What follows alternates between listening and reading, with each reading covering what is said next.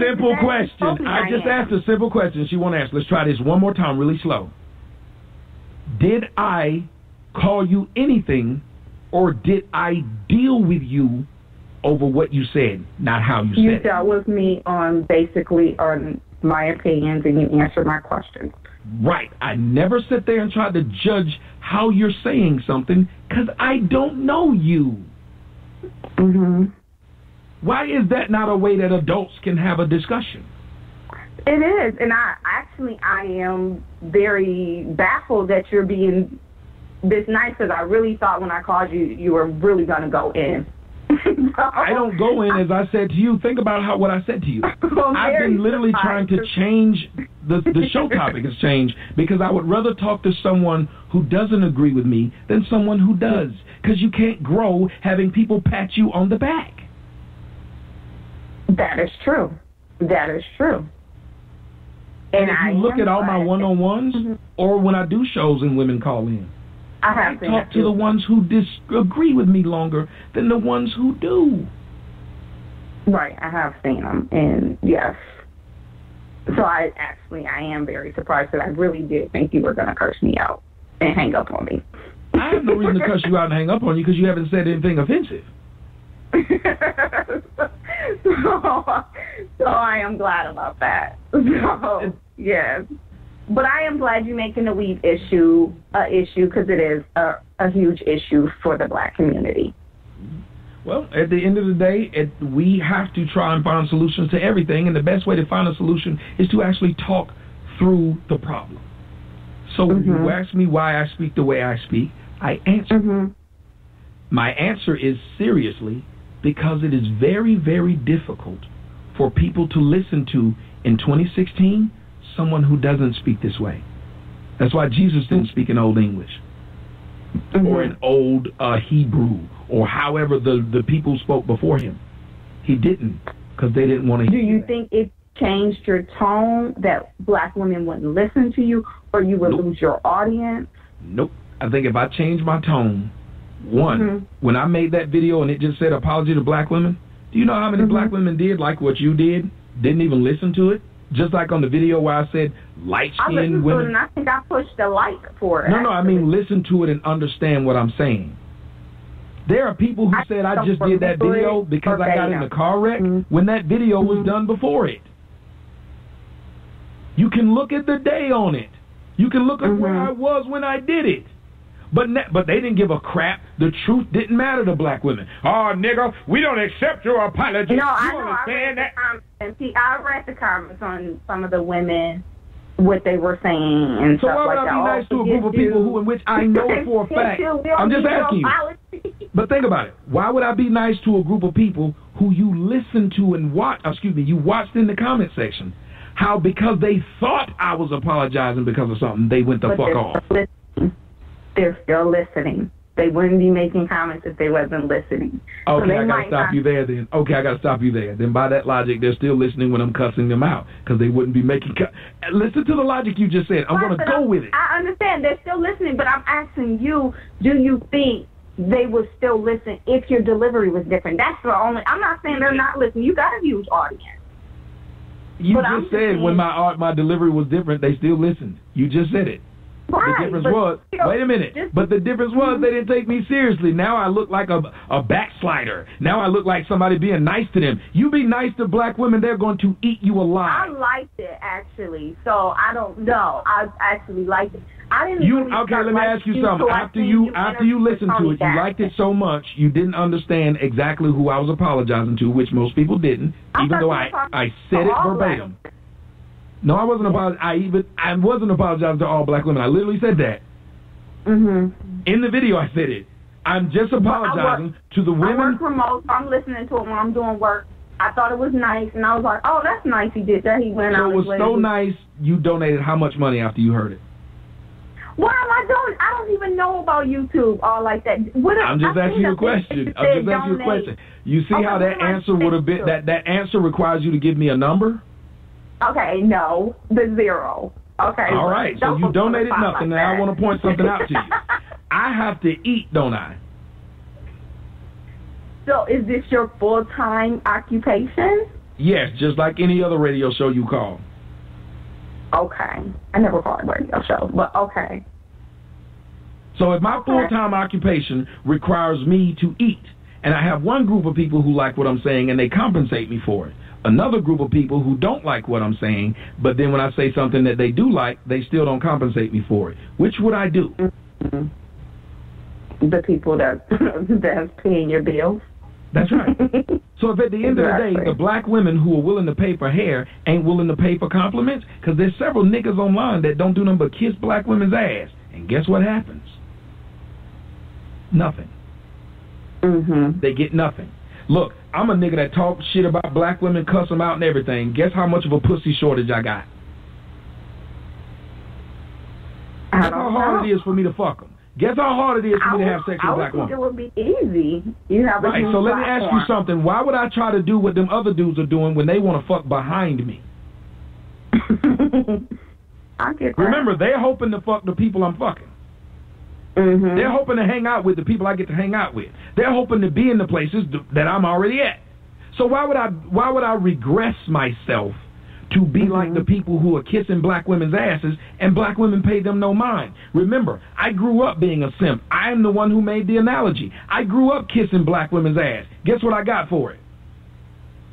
Them fucking the thug instead of me. Mm-hmm. If black women really like people to be nice to them, wait a minute. If black women really like people to be nice to them, why do thugs have so many kids? That's the furthest I did. I don't even know myself, to be honest. So maybe you should stop and take that stuff. Maybe you should deal with the mentality of the people you're trying to tell me I should be nicer to. If a person's retarded, me speaking algebraic equations to them is not going to go over well, right?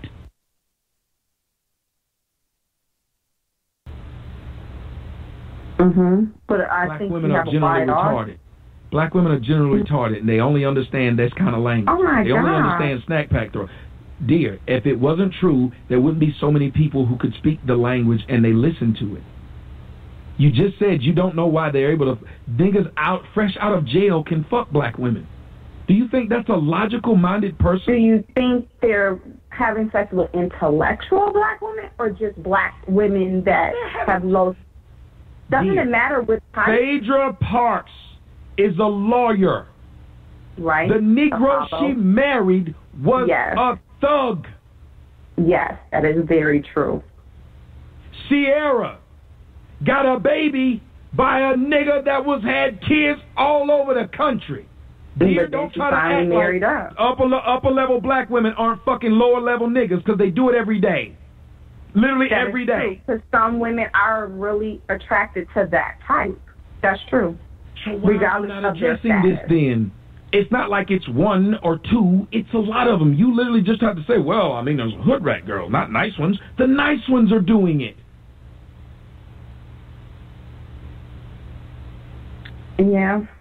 Some of them are. They're not fucking... Look at all them dudes that graduated from school in Chicago. All of them, whole fucking class graduated from that male. Have you ever seen one black woman post up on a Facebook about how they want to fuck them dudes? Graduated from where? The school in Chicago. A whole class. They've done it for like 10 fucking years in a row. Every black kid in the senior class not only graduated, but got a scholarship. Every one of them. Y'all don't even talk about that. I didn't even see that, actually. That's what I'm saying. Listen to what you just said. You don't even see that. What does that tell you? I didn't even see that, so I was like, what? But guess who posted? Wait. But guess who posted it on his channel? Who? Yeah. As Scooby-Doo would say, yeah. Me. I didn't catch. You got so many videos, I can't keep up. Yeah, because we always miss the good one. Like the one where I posted about the black girl who got accepted into all the colleges. We always miss those. I know those. I know every black kid in Ivy League because my son is very, very bright. But you said, why don't I make good videos? When I make those videos, did you not see them? I had a channel called True Black Queen TV, and all I did was put up nice shit about black women. Guess how many people went over there and watched it? You got so many different. You got so many different channels. I can't even keep up. I'll be like, dang, I ain't know about this. Let me subscribe. It's so many. It's like I don't. You don't believe in direct answers to direct questions, do you? Let's try this again. I actually had a channel. So this is what's funny. How many subscribers? You just shot down your own argument. You asked me, why don't I do... Wait a minute. You just asked me earlier, why don't I say nice shit about black women? Because I already got too many damn... Wait. Because I already got too many damn channels as it is, and ain't nobody going... Wait a minute. Because I already got too damn many channels, so why would you want me to make another one? But you can do it on your existing one. The TNN Raw. But I talk shit about black women on my other channels. Why would I do that on my existing one? You just claim that with the shit I'm talking about black women, I make new channels to talk more shit about them. Right? But what you could have about said, them. And we wouldn't even went all as far if you would have said, oh, I do. You must don't know about all my channels. But when I do talk about nice things about black women, I don't get subscribers, and black women don't support those channels. Well, first off, I'll deal with what you say. And unlike you, I answer direct questions. I don't have to say, oh, I do in small numbers, because if it's in small numbers, then I'll just deal with what she's talking about, which is, if you say, you never bring me nothing for my birthday, I'm not going to bring up when I brought it in 2006. I don't understand. That's why I literally, and no offense, I don't like talking to black women, because they don't deal with facts. They literally will deal with anything, and they will just divert any conversation to whatever it is when they feel they're losing. What I did was address exactly what you said. I didn't say about the 1% of me doing something else, because I could have. I could have talked about what I do every year in October for black women. I could have talked about what I did in the summertime when I sponsored 5 black women's children's dream when their own baby daddy wouldn't do it. I could talk about how many black women that I hire. I could do all that. But why the fuck would I do that? Why not? Because no matter what it is when I say it, the people still concentrate on the shit you did wrong. It's human nature. When I do bring it up, nobody's listen. They keep saying to me, you only like white women, yet every time you see me do a show or walking around somewhere with a woman, what fucking color is she? I don't know what color. Are you? She's black. Are you into black? Okay. Even you said that. Oh, I don't know. So you don't see none of the shit I do. I don't know your relationship status. So wait a minute. I said when you see me with someone on these videos on my large channels, because they're on my large ones. I see you look like you're in your home office doing a video, so I don't see you. You've never seen me with a black woman. No, never seen it. Never. There it is. Y'all hear that? Alone. Y'all hear that? And I've seen the only other on my large channels, she said she's never seen me with a female. Never. Never. You could tell your fans. Never. I haven't. I see you at your home office, and that's why I don't really talk about it. To your videos. That's why I don't talk about it, because people who claim they watch me never see what it is that they don't want to see. But you have a lot of you produce a lot of videos. You can't. My God, the second to last video on Sotomayor TV 2 has me with a black woman. Two before that has me with a black woman in the pool. Then another one before that. Then you go on my Instagram. I mean, I've never seen it. I'm sorry. Okay, so all you're going to do is laugh and say you ain't never seen it. And when I tell you where it's at, all you're going to do is sit there and giggle again. So when you say, listen, you just explained why I wouldn't say it. Because when I do say it, you started giggling. I'm giggling because... Why the fuck would I talk to an individual and tell them something I do? When I say it to them, they start giggling. You didn't say, oh, okay, cool. So why would I talk to you or anyone else? Okay. I know y'all don't give a shit. When you want to dislike me, you don't care what I'm saying. It doesn't matter how truthful it is. You're just going to giggle at it. I don't dislike you. I think what you say... So why would you giggle when I'm telling you something that you didn't know? What would be the joke in it? Because I thought it was, I'm talking to you, and you're sitting there talking to your subscribers like, oh, she didn't hear it. Oh, she didn't... Hold on a second. I got to show... So I'm sorry. Do me a favor. Call me after the show then, so I won't entertain my audience as they are watching this. Do me that, okay? Okay? What I'm going to do right now is you can do me a favor, because I tell you what, I want you guys to know I've been very patient. This is literally why I do not like talking to black women. Okay. Well, I was very patient. I've ever had. Couldn't stop laughing. Hold it on it. But ask me, no, well, are you wrong? seriously, what woman just... Every time we talking, like I'm just kicking the biggest jokes. And she saw there was nothing wrong with it. Oh, you're talking to your audience. Bitch, you call my show. Who the fuck am I supposed to talk to? This is how stupid these motherfuckers are. I'm laughing because you were talking to your audience. My bad, motherfucker. I shouldn't speak to the people who are paying their damn time and money in many cases to watch this shit. Shouldn't speak to them. Should speak to you and not address the audience. Well, how about this? That's probably why I'm in the position that I'm in and your man ain't. And your friend ain't, and most likely you ain't. Because you don't understand that this is entertainment, and people want to be entertained. And I was very respectful to your jackass while you were talking to me. I was very respectful to your jackass, and you couldn't stop being a jackass. You couldn't be an adult for 2 damn seconds. Over and over again. How many times, audience, have I told y'all about them whores' propensity to laugh at shit that ain't funny? Come on. Audience, how many times have I told y'all about these whores' propensity to laugh? Everything I say comes to life. I don't make it up. They laugh for no reason. They, the motherfuckers, are insane. Only insane people hold conversations with people and start laughing. Just giggle. Like, and you stop them and say, well, what was the joke? I'm going to end it with this. She said, why don't you tell more people about the good shit that you do with black women? Did she not ask this? So I started telling her about the good shit that I do with black women. And what did she say? No, I never saw that. I never saw that either. I never saw that. Like, what was the funny part about you never saw that? Oh, well, you're talking to your audience. What?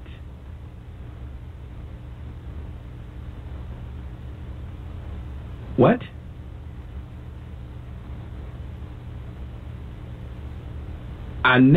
She openly stated, I've never seen you with a black woman. I want y'all to hear this. She openly stated that she's never seen me with a black woman. Openly. A woman who says, I watch your stuff, never has seen me with a black woman. Never. This is how these niggas get away with saying, Tommy love white women. Where the white women at? All he want is white women. You know of me with one fucking white woman. One. But they saw that. Out of all the shit you seen, you remember me. I took down the videos of me with the white woman. You still remember that shit. You remember that shit like it was yesterday. But you don't remember what the fuck I did yesterday. Huh? Guys, I'm going to get back on these phone calls when I come back. Do me a favor. We're going to switch over to part 2 of the show. If you can, look in the description box. There's a part 2 link. In the description box of this video, if you're watching on YouTube, because it's the only one that's going to have to switch over, there's a link in the box. Miss Nika, or whatever your name was, I was being very patient with you and very understanding with you. Even through all that laughter you kept doing at the beginning. Even through all the accusations and trigger words that you just kept using. For some odd reason, I think that some of you motherfuckers are worth talking to, that you can actually speak logic and you'll listen. If I say something that's illogical or I don't tell the truth about something, then I expect you to check me on it. But you don't. We have a whole conversation where people aren't checking me on, well, that's not true. Nope. That's not what's happening. People aren't saying, well, that's not true. No. Just like some little nigga made a video and I'm going to be talking to him tomorrow on a one-on-one. And he don't know that I heard him call me all kinds of bitches. I'm going to talk to him and then ask him, why was all these bitches, sir? Why did you make a video calling me a bitch-ass coon? But eager to talk to me. Like I didn't see it, because I saw it. But I told him, hey, man, let's talk. This woman asked me, why do I call women bitches? She don't hear people talk like that. Then turned her funky ass around and said that when she was in high school, she used to refer to her friends as bitches. And people are saying there's no link. Well, I'll put the link in there now. My bad. I thought it was a link in there. Should have been. All right, go back in there and look now. It should be a link.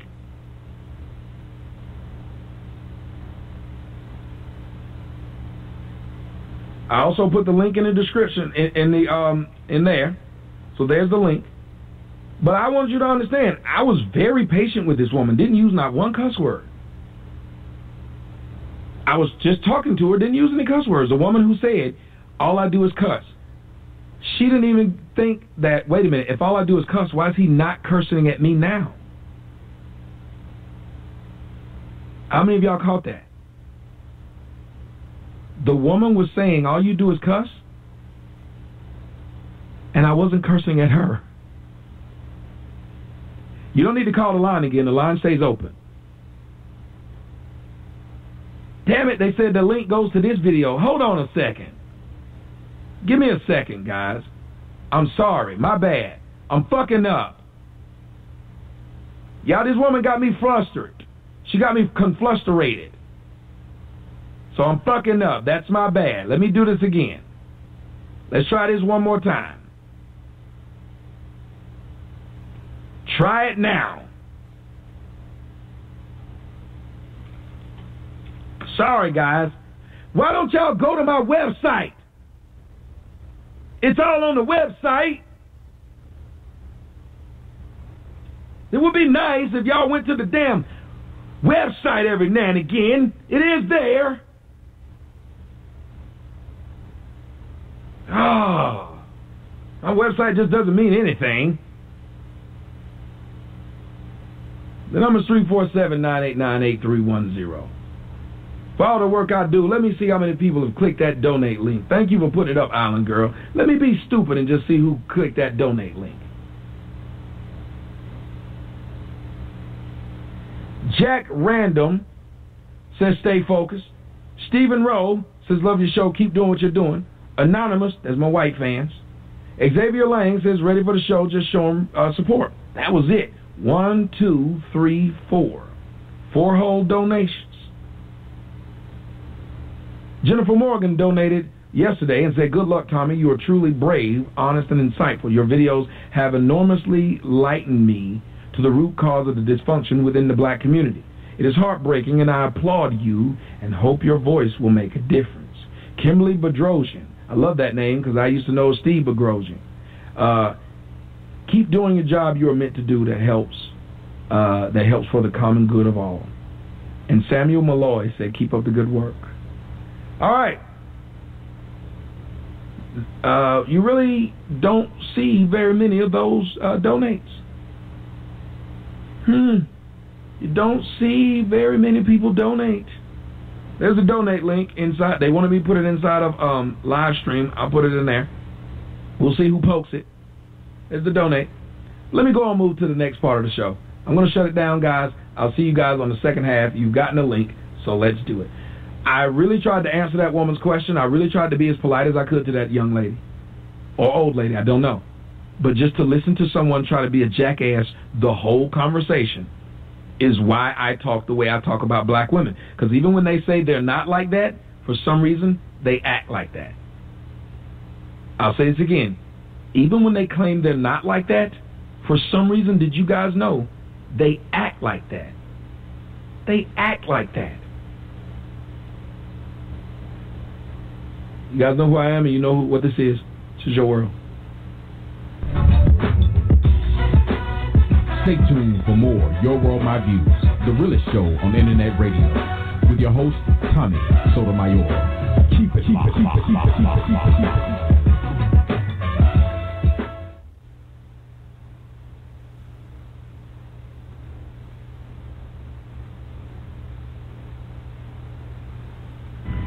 Hello, everyone. It's your boy, Tommy Sotomayor. Did you know that when you're not properly hydrated, your body cannot perform at its highest level? Studies show that excess salts interferes with the absorption of nutrients and can lead to dehydration. So hydrate better with Lift Youth Organic Sports Powder. It's a better alternative with far less salt, sugar, and calories than other sports hydration products. No added flavoring, colors, or preservative.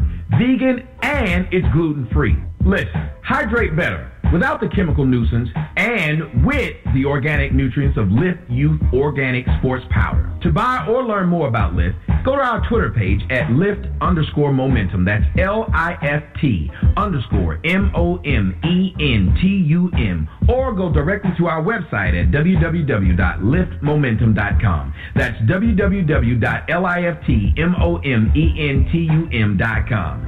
Soto Nation listeners will get up to 30% off of their first order with just putting in the coupon code of Soto Nation. That's all one word. And again, you get 30% off for Soto Nation listeners. That's www.liftmomentum.com. Hydrate better with Lift Youth Organic Sports Powder. Hi folks, Alan Thicke here, and you've probably heard, maybe from me, that if you owe the IRS money, they can do some scary things. Garnish your wages, levy your bank account, even seize your home or business.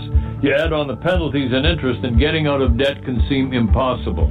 Back taxes are for real, it's not a game. But the game changes when you have a team of tax experts on your side. The professionals at Optima Tax Relief can immediately protect you from aggressive collections.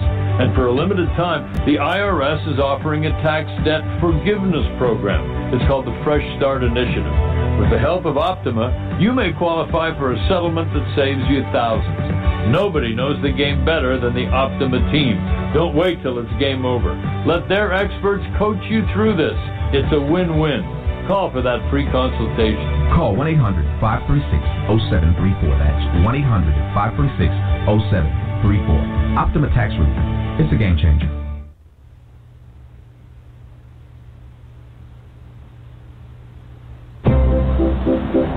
I have structured settlements and I need cash now. Call J.G. Wentworth, 877 cash now. I have an annuity, but I need cash now. Call J.G.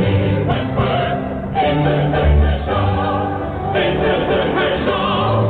They help thousands, they'll help you too. One lump sum of cash they will send to you. Long-term payments, but you need cash now. Call J.G. Wentworth, 877 cash now. 877 cash now. 877 cash now. 877 cash now. It's your money. Use it when you need it. Call J.G. Wentworth, 877 cash now. Call now.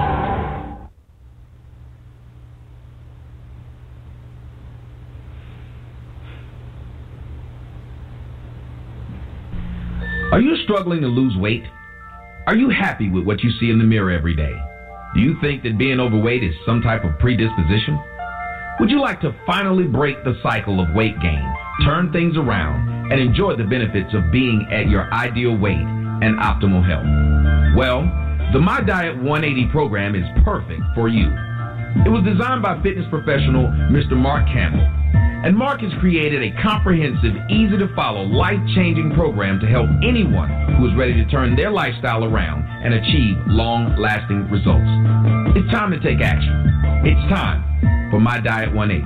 For more information about Mark and his cutting-edge program, go to mydiet180.com. That's MyDiet180.com. mydiet180.com. The change is real.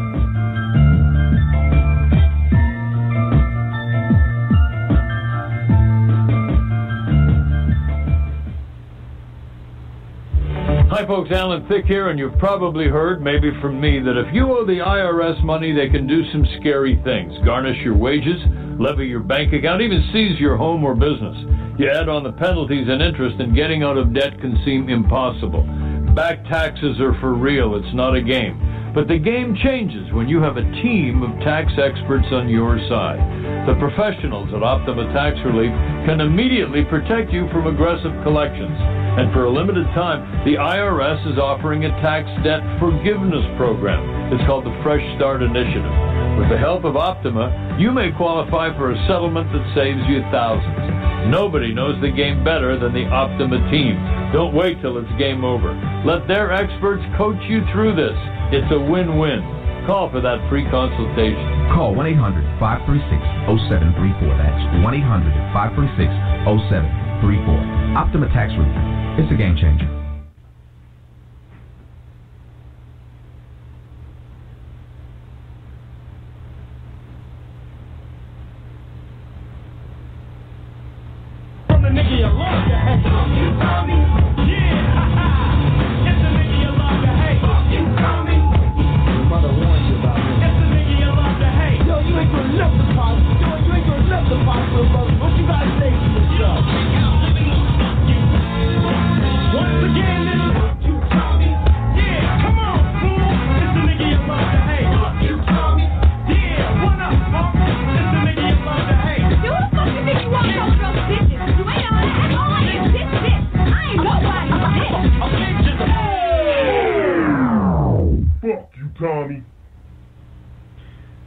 What's going on, everyone? Welcome back to the second half of the show. How many of you guys caught the irony? If you can, if you're watching the show right now, press the thumbs up, please. Press the thumbs up. Chris Grant said that today is him and his girl's 1-year anniversary. Congratulations. I got the 2 with mine. That was pretty much it. How many of you guys noticed in that song, that old song by Ice Cube? The one was like, who you calling bitch? Blah, blah, blah. And he was saying bitch a long time ago. A person over in live stream, Fabio Jules, said that they donated. Let me see if I can get to that donation.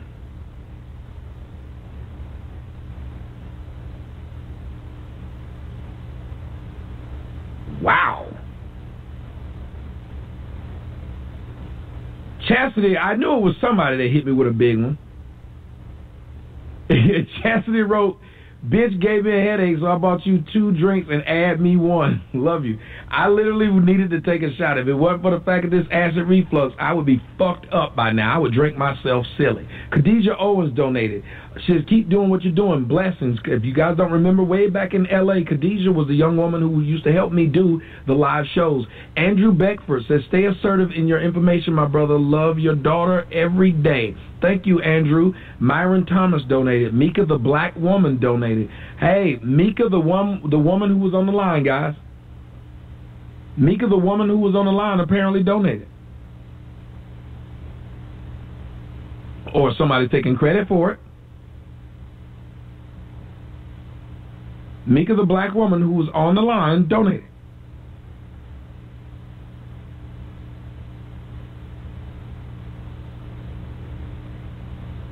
Jack Random donated.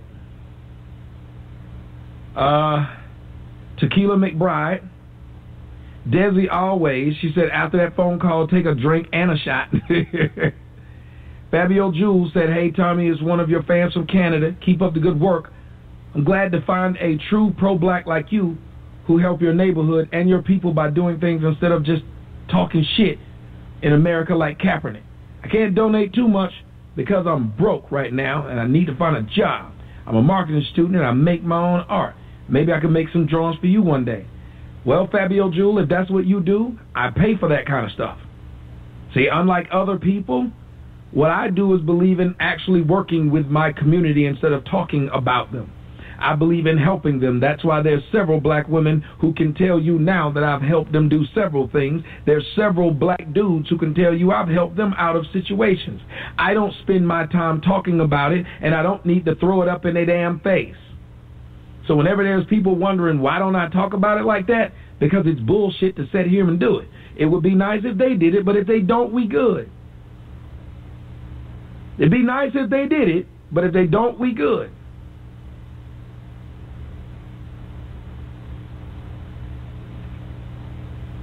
And the only reason I say it would be nice if they did it is because they do see people saying, you never do anything for black people. So if they started speaking up and saying, well, he did something for me, but you guys do notice there's a small problem, right? You guys know what that problem is, right? Many of you don't know. I will be able to explain it to you if you like. For those of you who don't know what that problem is, here's the problem. Wait a minute. Did you just ban me? C-Word just banned me. You can't ban me from my own shit. They nigga ban the shit out of me out of my own chat room. God, dog.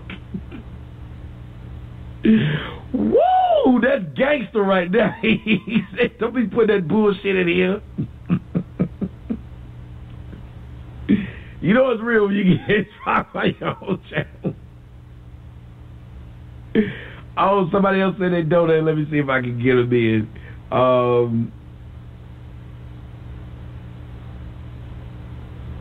Z Big New and boy, you know I can't say your name, but thank you, Z Big New and Ansick.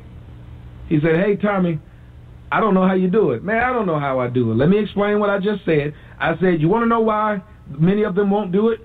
Because in the black community, it's a bad feeling, or you don't get looked at the same way if you tell people you got help from someone. So even if you know you can help them, because people are saying, he's never helped someone, what you don't want to do is have them look at you and say, so you took a handout. So even though you were helped by me, you're not going to say it, because you don't want people to know it. Because many of us are running around trying to have people think that we got it all under control, and that would ruin your facade of having it all under control. So, but I have no problem with telling people what it is and who it is who helped me. Anyway, before we move on to the phone calls again, I want to give a shout out to all you people who have donated, which is very much appreciated. But I want to say this to you. A lot of you are just donating, and you're sending money to me that is just like, here, do what you need to do with it. But there's another way that you can donate. That way that you donate is via, That way that you donate is via advertising. Advertising helps this show go, especially when the fact that YouTube will probably cut all of this off very soon. How you support me is by making me work for you. And in the process, you will make your money work for you as well. So go ahead and look up if you have a company, if you have a product, and you'd like to have that thing advertised. Since you are donating, why not use that donation and make me work for it?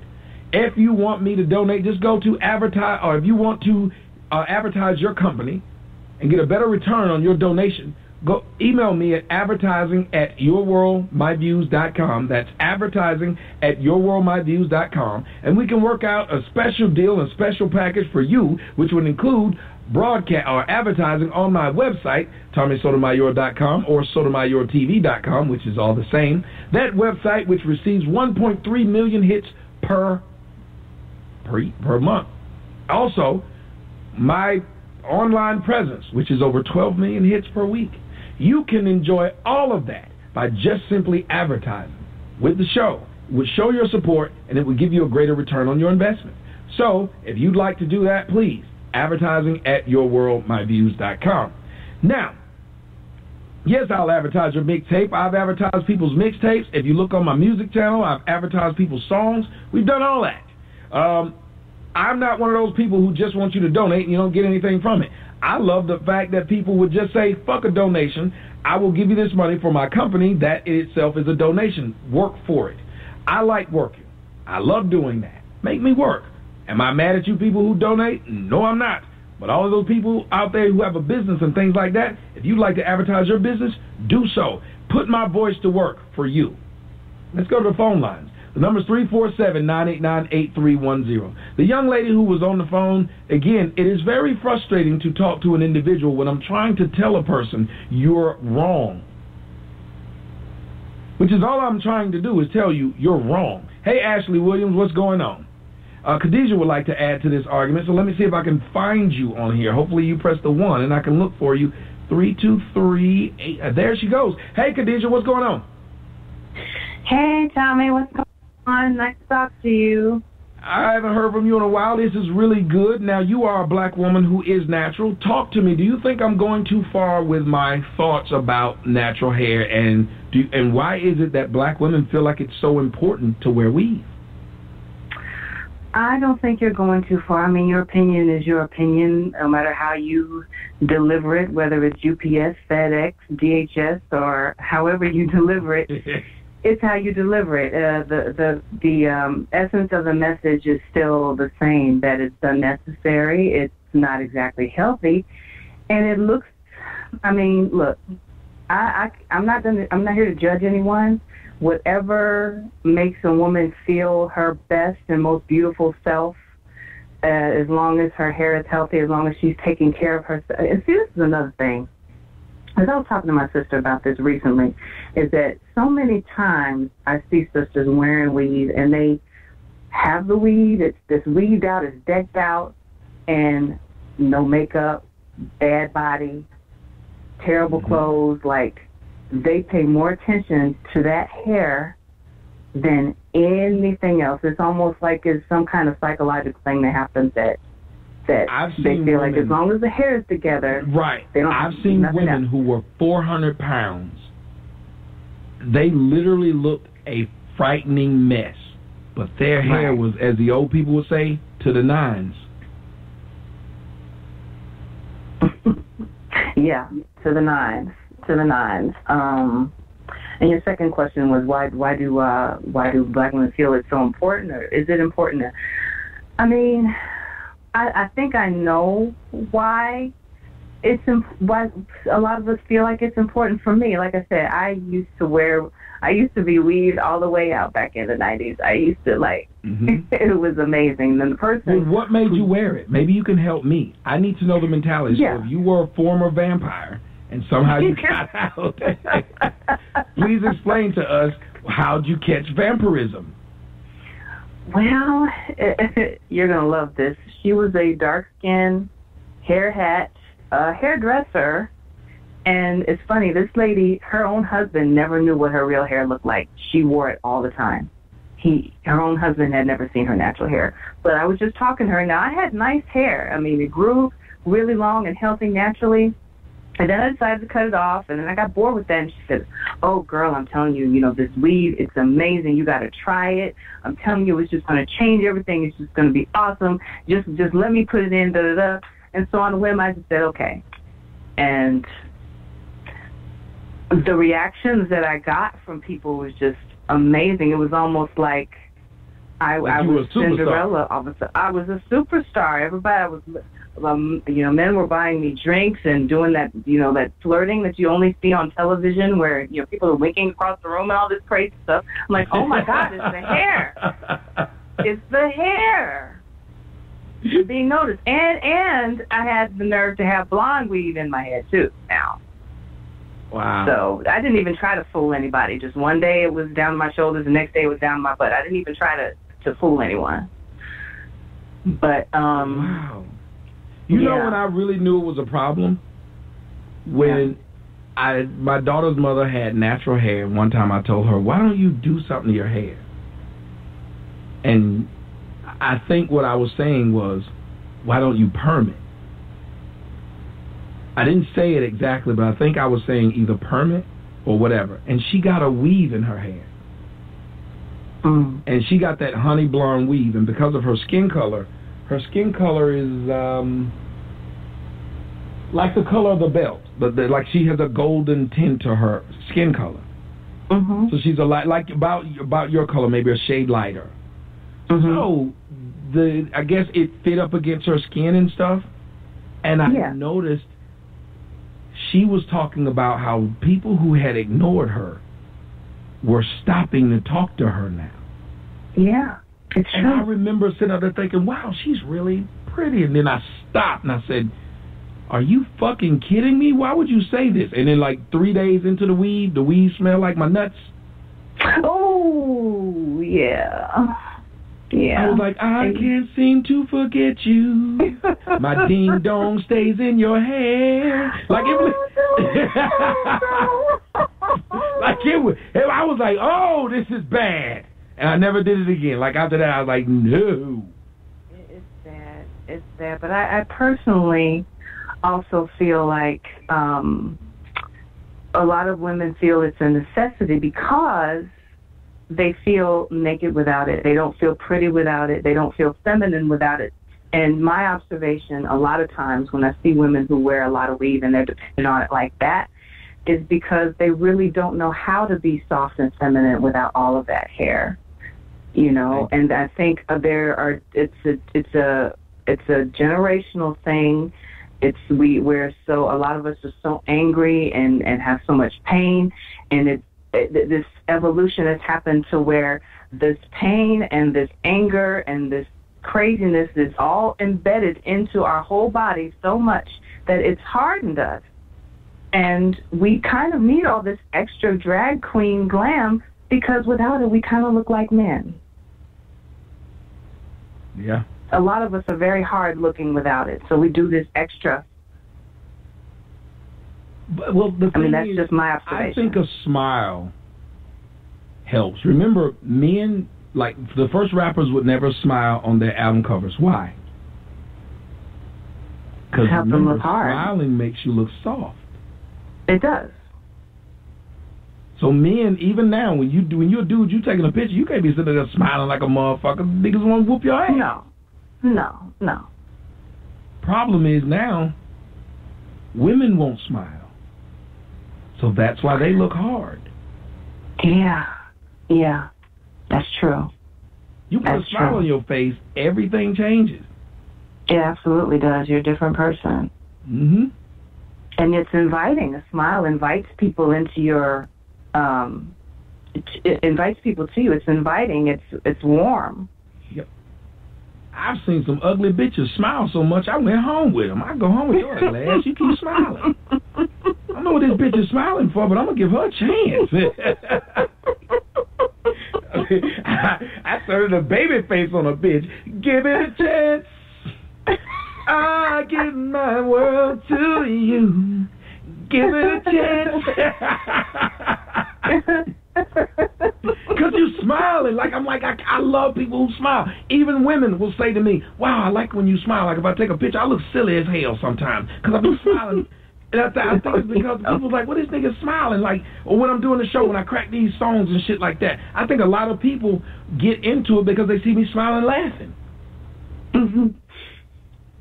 Well, somebody in the chat room said, why do you think black women are so defensive all the time? And I think that's kind of like part of what I was saying, that all that anger and everything was, and again, and my sister and I have been having some really deep conversations lately about this kind of stuff, and we were talking about how we don't hardly have a lot of black female friends. She lives in the South. I live on the West Coast, as you know. Mm-hmm. And, you know, Memphis, I notice a lot of the news stories you've been putting up have to do with BT 1000 in Memphis. I'm convinced that's like a breeding hub for the new generation of BT 1000 because there's a lot of them out there. Them 1100s. Them 1100s. They're coming out. A lot of them are coming out of Memphis, Tennessee. I'm sorry to say, but because we can't be friends with them or associate with them because they're so hard to deal with. I mean, just a perfect example. Like, you can't have a conversation with them. They always think that you're trying to hurt their feelings or trying to insult them or something. Always on the defensive for no freaking reason at all. Like, it's painful. That phone call, bless your heart, bless our heart. I was just, oh my God, that was painful to listen to. Please tell me about what you thought of that before I move on to the next call. Just from you, because surely she's still listening. The woman donated. Yeah. I think she's just a person who's been so used to not being challenged that she didn't know how to do it. And for her to say she doesn't think I'm changing mine, she must realize that I was able to get her to donate. Yeah. Well, for me, I think the thing that was really getting under my skin is the fact that she wasn't listening. That's right. A lot of us don't know when to be quiet. And it sounds, you know, to a lot of feminists out there and you know, girl power enthusiasts and all that sounds really archaic. Yes, but it's true. We don't know when to shut up and be quiet and listen. And she wasn't doing that at all. She was really concentrating a lot more on trying to prove you wrong or win an argument than get through to the point, or have an honest dialogue where you can actually, oh, okay, I see what you mean, and just kind of keep it moving. It was about winning for her, which was irritating. Yep. Well, and she didn't understand when I kept saying, this is why I don't like talking to black women, because in general, they're going to make everything about themselves personally. Yeah. Yeah. You can't do that in a logical conversation. You can't. No, you can't. About you personally. No, absolutely not. Absolutely not. Just, it's silence is definitely golden. You have to know when to be quiet. You can learn a lot when you just close your mouth. Right. Like I was. And not make it about you. This. She told me, you act like you're always right. I said, no, I only approach conversations in which I know facts. I said, every time you talk about something, and she still didn't get it. I said, every time you talk about something I don't know, I turn into a student. I said, I don't try to challenge you on no. I said, but women will challenge you on anything. Like how that woman said, well, in your video, you apologized to all black women. That's what I liked about it. I said, no, I did not. No. You did just the opposite. I didn't understand. Did she even watch your videos? I said to my fans, I said, the black women who support me say that I don't shout them out enough. So this is my shout out to them. That's all I said.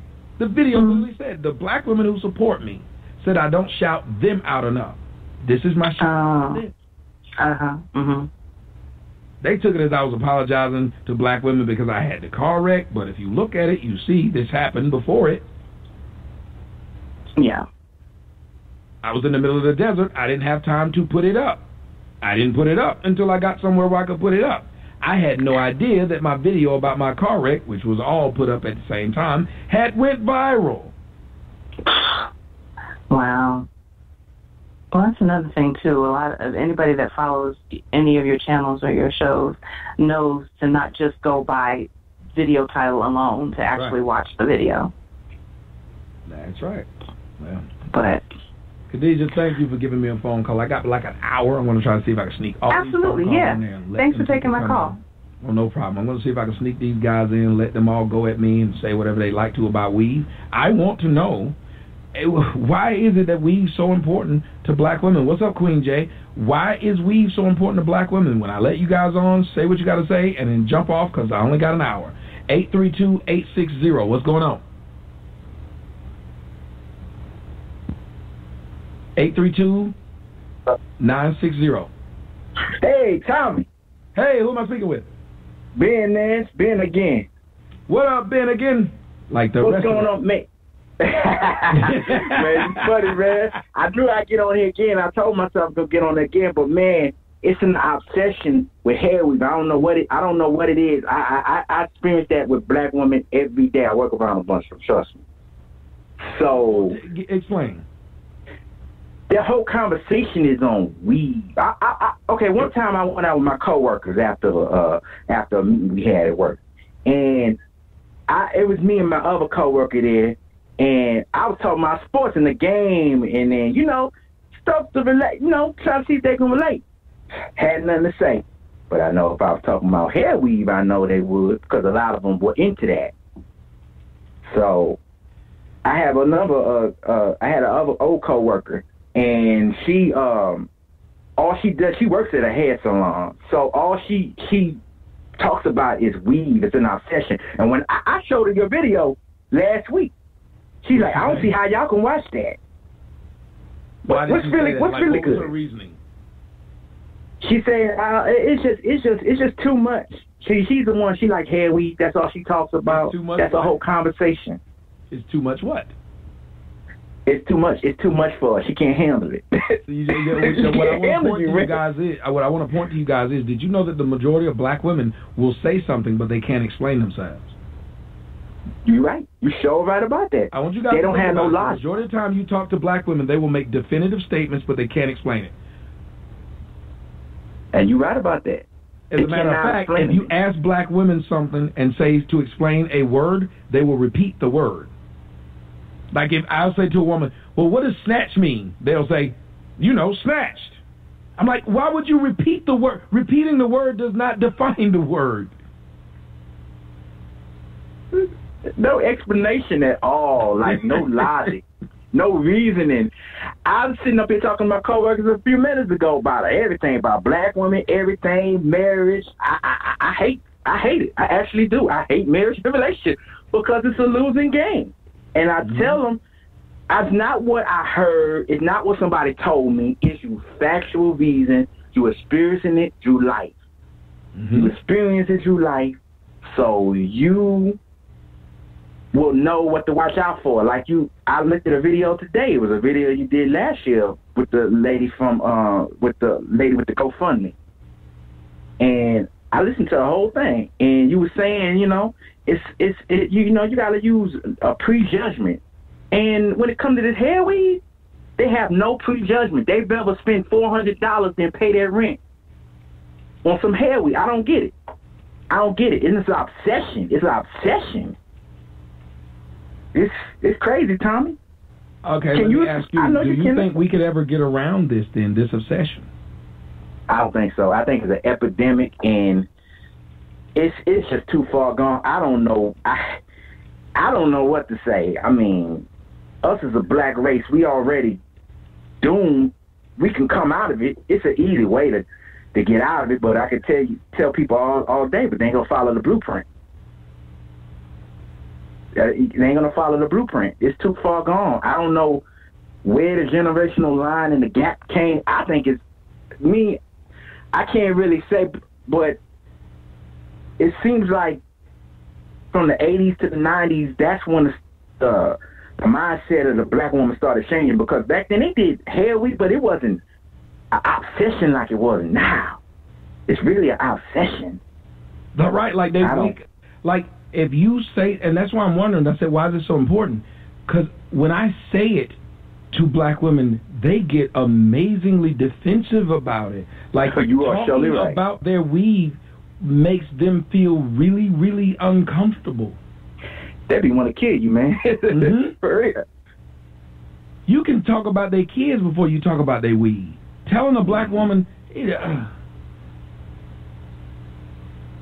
going to give you the last word. Man, at the end of the day, I just sit back and I watch and I see the chaos and the mayhem, and it just makes me want to do better. At the end of the day, we all got to do better. Yep. We all got to make our society better as black folks. It's easy. We can get ourselves out of this mindset. We got to get ourselves out of this slave mentality first.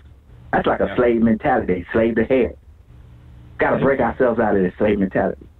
Anything that has you that much, you need to let it go. That's one thing that your religion teaches you. If you, it's like me with steak. When I got to the point where it was like, hold on a minute, I have to eat steak. I was eating steak 3 times a week. I had to let that go at that point. That's why I haven't eaten any. When something controls you, I don't care what it is. Ladies and gentlemen, if you're in a relationship with a man or a woman, if all you think about is them, you better let them go. Right. If you can't get your work done, if when they mad, you can't eat, you can't sleep, you don't need to be with them. Somebody tell me I'm wrong. Totally right. Because they shouldn't want you that attached to them. I don't want someone that attached to me to where if it look like we're having a bad day, they can't work and they can't go. Because I don't want to treat them that bad.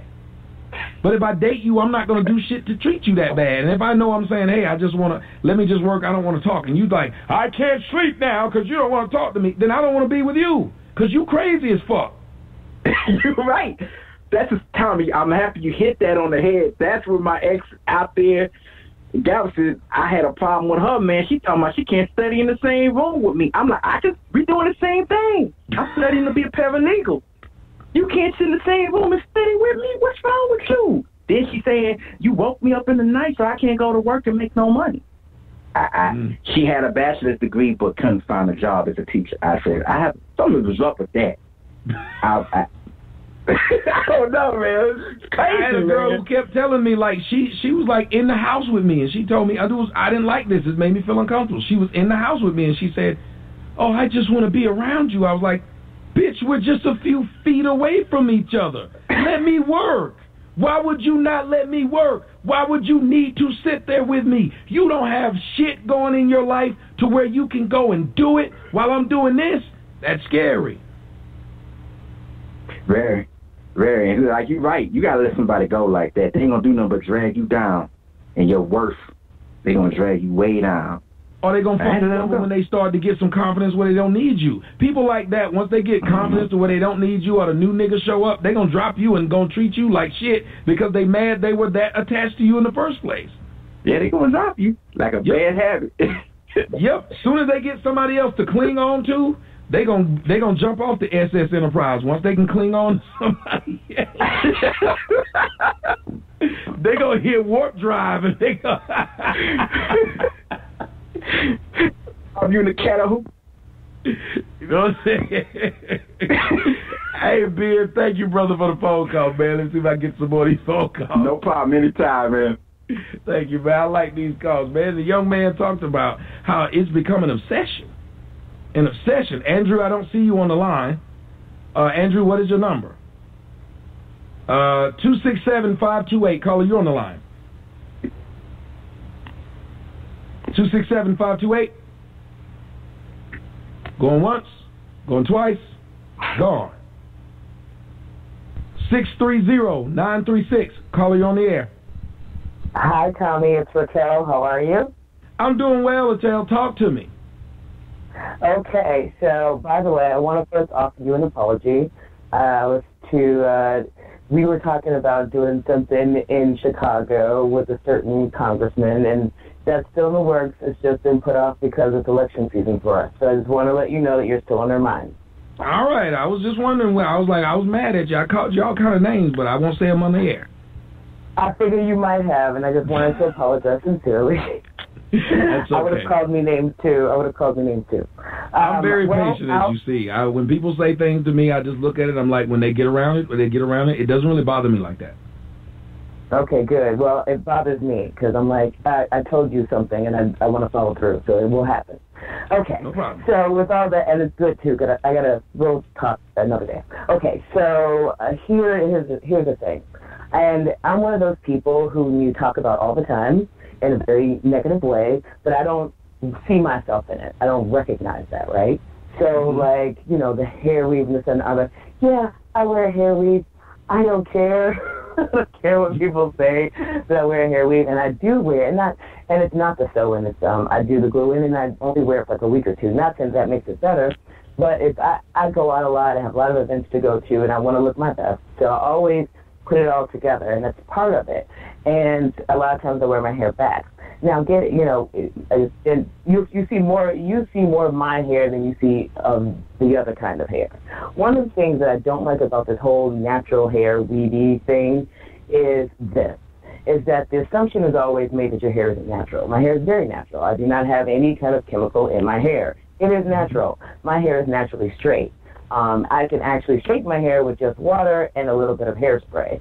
So don't say that it's not the same texture as the weave, because once blow dried, you can't tell, by my stylist, you can't really tell that there's not a big difference there. I'm not saying my hair is good. It's good as what is considered manageable for you. I love black women's hair. I think their hair is thick and it's bouncy and this and the other. I just don't have it. My hair is thin. I like the weave because it adds fullness. I get it about the same length as my hair, which is about somewhere between 10 and 12 inches, and it looks absolutely natural, and it's full like I like it. But see, I don't have a problem with that. You remember when I said earlier, if the biggest thing I have a problem with is these women are literally covering up their own hair to put in another type of hair.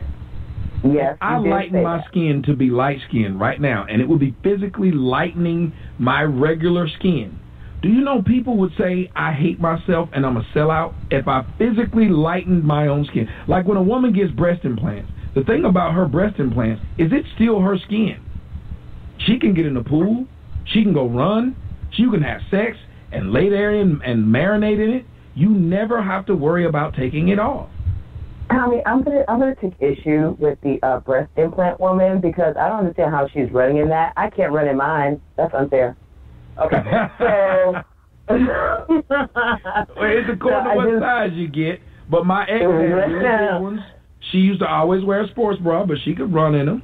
She never had to take them off. I enjoyed them. I remember we used to have a running joke. Every time she would take off her shirt, I would yell, ta-da, because them titties were perfect. They were fake, but they were perfect. They just sit there. I got to admit, and she had a six-pack. So every time she would take off her shirt, her sports bra, she would do it like this. And you'd see these big-ass white tits and a six-pack. And I was sitting there looking at it, and I was like, wow, that her shape was amazing. So I would always go, ta-da. So it got to the point where when she would come in the house, she'd take it off and go, ta-da. You're just wrong. So I just wanted to say that, I hear you on the weave issue. I really did it. That was my only issue with anybody who likes to yell and scream about folks who wear weave, especially those who do wear their natural, but they have color in it. Like I have a close friend of mine who, she does the natural thing or whatever. And by the way, I've done natural. The beauty industry is a multi-billion-dollar industry. And so when we're talking about, the thing was, the last thing to go for a woman, that's any woman, is their beauty products. So all of these things, despite what's going on economically, despite, their physical and mental and all this, they still want to look good. That tells you a lot about what's going on in the beauty industry. And this is no different, except this is as black women, this is our thing to carry. Yeah, but why are they assuming that looking good is looking this way? You know what? I'm going to remember back in the day, and a lot of women may be able to relate. Remember back in the day, you used to go to the hair stylist and you used to get that book, and you couldn't get that style because your hair wasn't like that? It's like, you can get that. And the weave allows women to get their hairstyles. Yes. And and even because of for whatever the reasons are, whatever. I remember I wanted one of those really cool bobs, the one that's like long in the front, like to the chin, and like kind of up in the back, whatever. But my hair is longer in the back than it is in the front, so it wouldn't do it right. But with the weave, I can get it. I can get anything I want. I can just add some hair and have the style that I want. Yeah, but why is the style that they typically want a white style? Well, I don't know some of those black styles. Remember back in the day, they used to have, used to be all beehived up, and I didn't want that. Like, why do you need to have straight hair? Why does every one of your styles pretty much either a white girl's hair or mixed girl's hair? That's all they're going for. Well, no, you know what? I am going to agree with that. I don't know why people choose the styles they choose.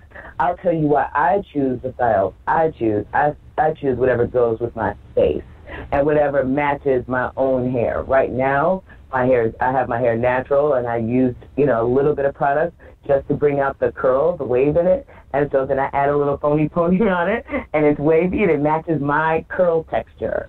So that's what I'm doing. I just want a woman right to make sure her hair look like it would have grown out of her head. That's all I ask. Like, is that asking too much? I'm not telling you, by the way. Just like tits. I don't want you to add a third tit. There's a woman. No, I don't blame you, by the way. And let me just say this, because this is very important for me to say. Every man who's listening to you and out there, wherever, you have a right to like what you like. And if you like a woman who has, who's natural and this, that, and the other, doesn't wear makeup, blah, blah, blah, I get that. You're a previous caller, and you have a right, to that kind of woman, to choose that kind of woman. There was and I don't want you, I'm just saying that so I don't want anybody to feel bad about that or whatever. I don't want women to make you feel bad about what you like. You like what you like. Yeah, make me feel bad about my preference. I get to choose where my dick goes. Then women need to start choosing who gets in their pussy. Stop having welfare pussy or community pussy. Literally, that's what you're doing when you're telling people, hey, man, you should like this or you should give everybody a chance. I'm not giving everybody a chance, and neither should you. I'm not giving any dumb guys with bad teeth a chance. That's right. One of your previous caller made a very good point. Before I was married, I was married. Now I'm divorced. My husband wasn't a big fan of makeup, and he wasn't a big fan. He wasn't a big fan of all that. Like, why are you wearing makeup? He would know the moment I put mascara on. We were married for many, many years, 17 years, over 17. And so I didn't really wear it. So then I got, involved in the community, this, that, and the other, kind of at the end and after divorce and everything like that. And I noticed that, especially in the circles that I'm in, nobody really paid attention to me before.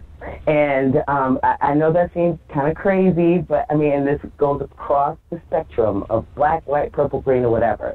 It's like that.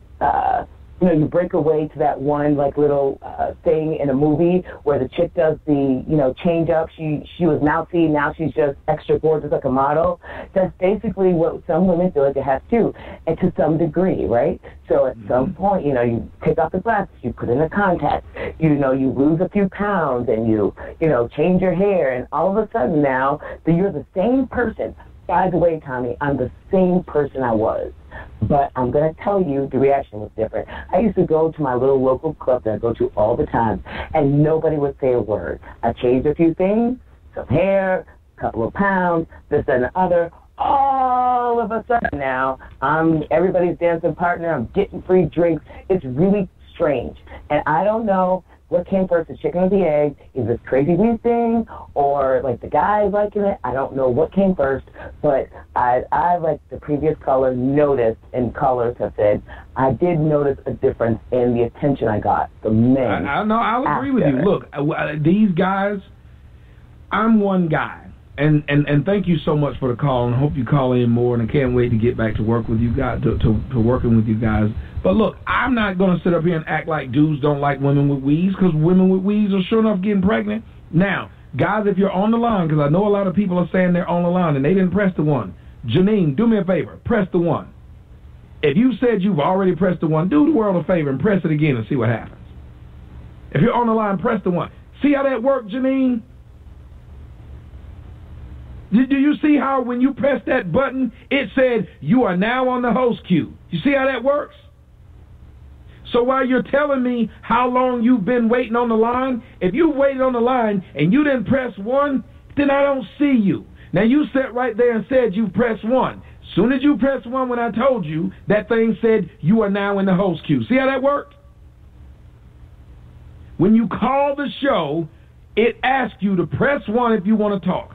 If it does not say you are now in the host queue, then you aren't in the host queue. Now, when I told you to press one, Janine, what you should have done was press it to see if you had pressed it, right? Instead, what you did was said, I already did it. So when I asked you to do it, what happened? Come on, Janine, tell me what happened. You pressed it, right? Instead, what you did was say, Janine, you're on the line. Hey, Tommy. Hey, now what? Go ahead and tell them, since you're on the air. Tell them what happened when I told you to press one. Tell them what happened. This is what happened. On part one, when I asked you, you said I wasn't in the queue. I asked you, said press one. So I called back and I pressed one, and it told me the same thing. But when I went to part two, I didn't know if I was in the queue. I asked you, and then you said don't tell how much time that I was waiting. I just wanted to make sure I was in queue. No, I'm just asking you. When I told you to press one, you said no. When I told you to press one in the chat room, you said I already had. Yeah, I did, and it said I was in the So I'm asking you, what happened when you pressed one after I told you to? What happened? When I pressed one again, it went right to Rose that I supposedly could have answered. Right, but there was something that happened when you pressed it. There's something that happened when you pressed it. It said something to you. What did it say? Mm-hmm. It said I was in the queue when I did it in part one. That's what I'm saying. I had already done it. So how did you get off of the queue? I have no idea, Tommy. That's why I was asking. Oh, because even when you were saying it in the first half, I said to you in the chat room, you're not on the queue. Yep, and that's when I hung up and I called back and pressed one, because you said it on the when you said it out loud. You said press one. So for some reason, as soon as I told you to press, so oddly enough, I'm just saying, oddly enough, as soon as I told you to press the one again and you pressed it, it came up. Maybe I got kicked out then. Okay, well, go ahead. What would you like to contribute to this as far as I'm asking? Why is weave so important to black women? Weave is very important to black women, white women, and black men, supposedly. Nowadays, black men are getting weave. White women have weave. They're using it as fillers. They have clip-on weaves, and they get tracks in. I know this for a fact. And black women, the problem is, okay, when you're young, I did it myself. I made this mistake with my daughter. Her hair was so nappy, and they didn't have flat combs back then. They had the regular, the comb that you put on the stove, the hot comb. And I didn't know how to use that at the time. I was young. So I used a perm on my child's hair, and it did nothing, absolutely nothing. Why? Because the child's hair is not meant to be permed. Most black women, a lot of them at least, they damage their child's hair. So when they're a teenager and they're experiencing with their hair different things, they throw that perm in it and it damages it. That's how I feel on one note. Second note, I wear wigs, and I love my wigs. I used to do the whole trap thing with glue and start pulling my hair out. I have thick, shoulder-length hair. And I started wearing a wig because Why do you love your wigs? Why do you I love my wigs. No, I'm telling you. Because it's easier to deal with. I don't go to the hair salon every 2 weeks. I'm not a hairdresser. I'm a big tomboy. I just learned how to braid tails with my 9-year-old. So it's easier. It's cheaper for me and my family because I'm married with 3 kids. It's cheaper than going to the hair salon every 2 weeks. I know I know a few hairstylists, and there's something about that perm that they put in your hair. You'll come back much sooner than the time, that month or two that you can do yourself at home. When you're at the salon and they do that perm, you're back there within that 2 weeks to getting that straightened. Within a month, you're getting the perm again. So your hair gets damaged. Why do you have to do a perm? You're saying perm like it's something you have to do. Like that's the only other option. Straight. It's much easier for a black woman to do straight hair versus nappy hair. That's just reality. I have it. You know what I'm saying? I have it. So let me ask you again, then. If it's much easier to do straight hair than nappy hair, which I'm going to agree with you, okay, it's much easier to do it. It's also much easier, most men will tell you, to date non-black women than black women, but black women will tell you you can't handle a strong black woman. So I'm confused. Why do they...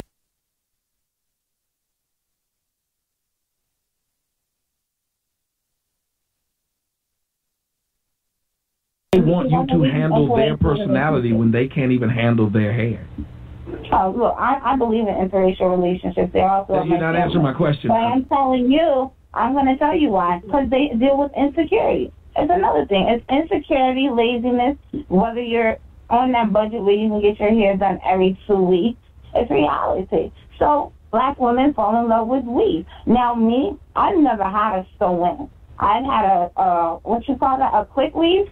Before, where you put the cap on and you do the glue shots over it. I've had that before, but I'm claustrophobic, so it can't stay in my hair. So that's why I'd rather wear a wig. And my wig looks very natural.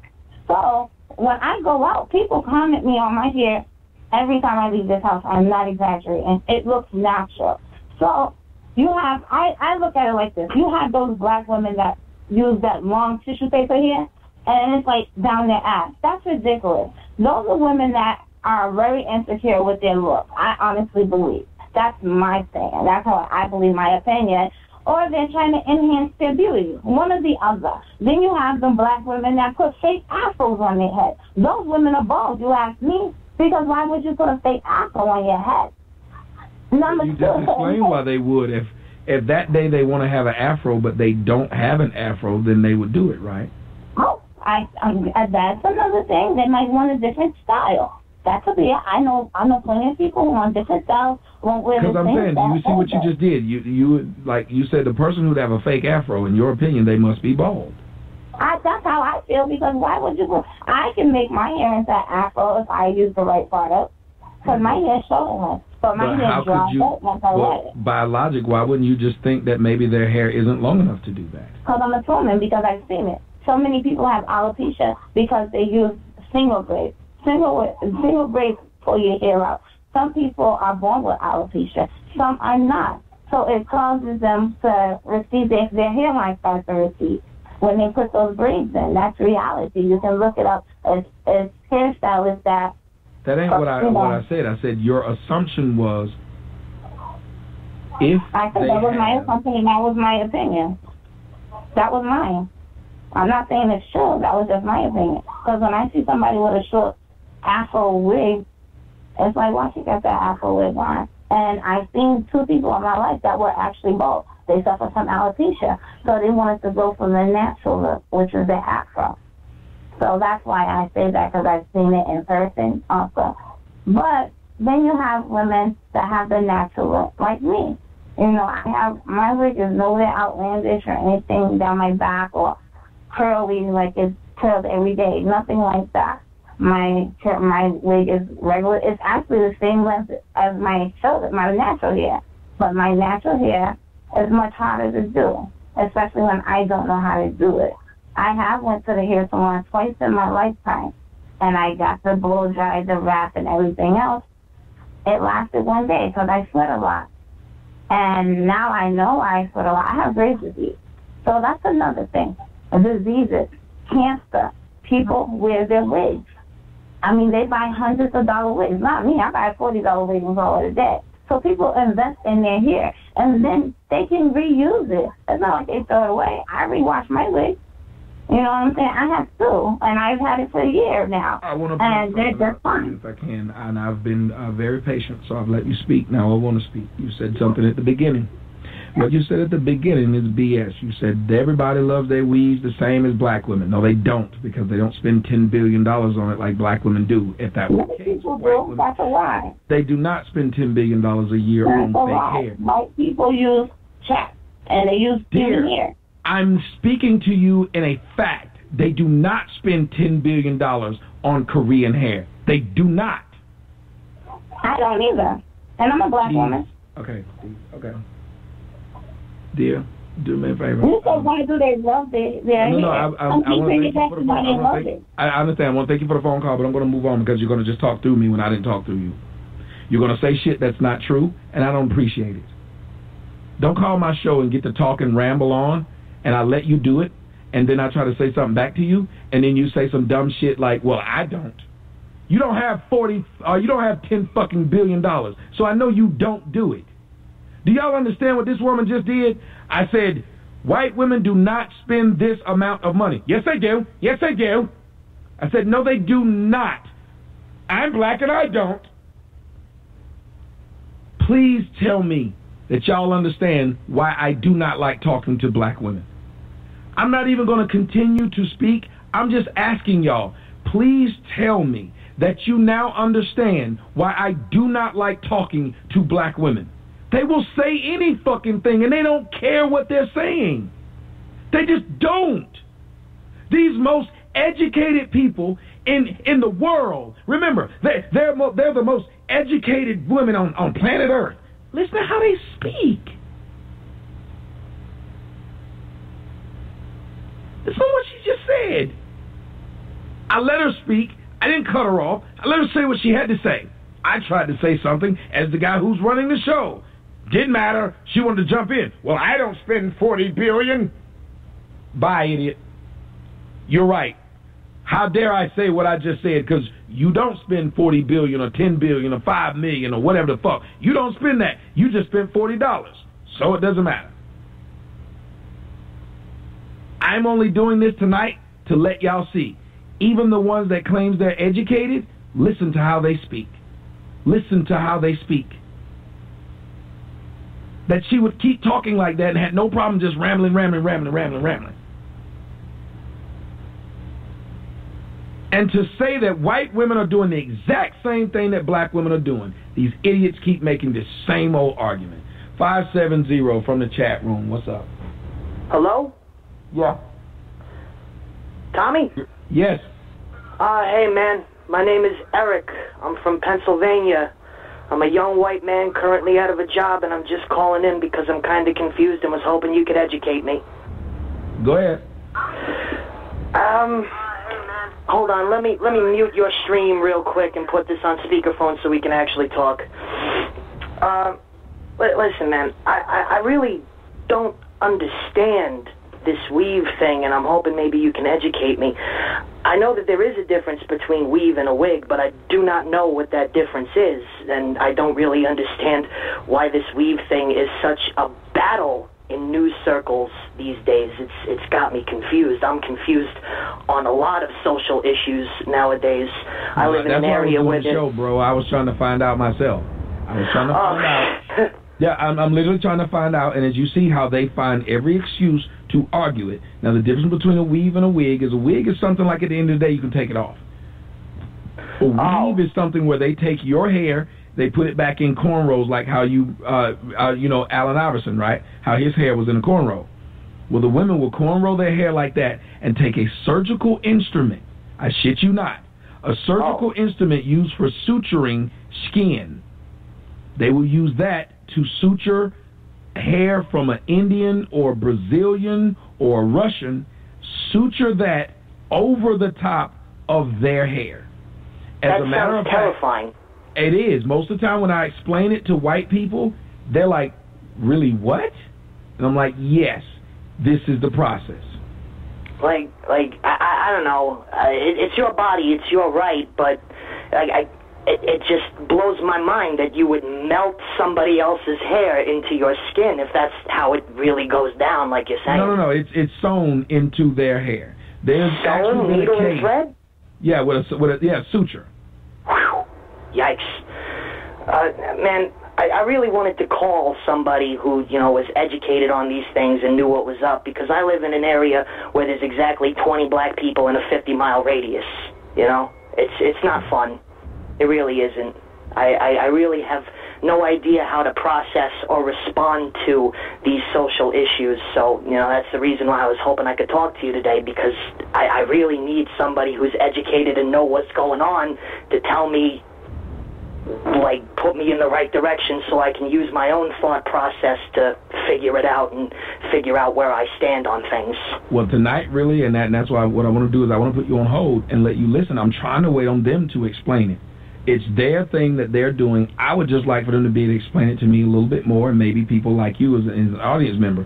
So I'm going to put you back on hold and let you hear some of what they're saying. 205-447. You heard the young man, and here's what I want to do, if you can. If you're a guy and you're on the line, press 1 and get off, because I want to hear from the women. Let them explain it. That's why when they were explaining it, I'm not even jumping in the middle of it. I want people to hear how they explain this crap. So maybe a woman can describe it in a better way than I can. 205, are you a female or male? Male. Okay. I can either let you be real quick or put you on hold and let you wait for a second.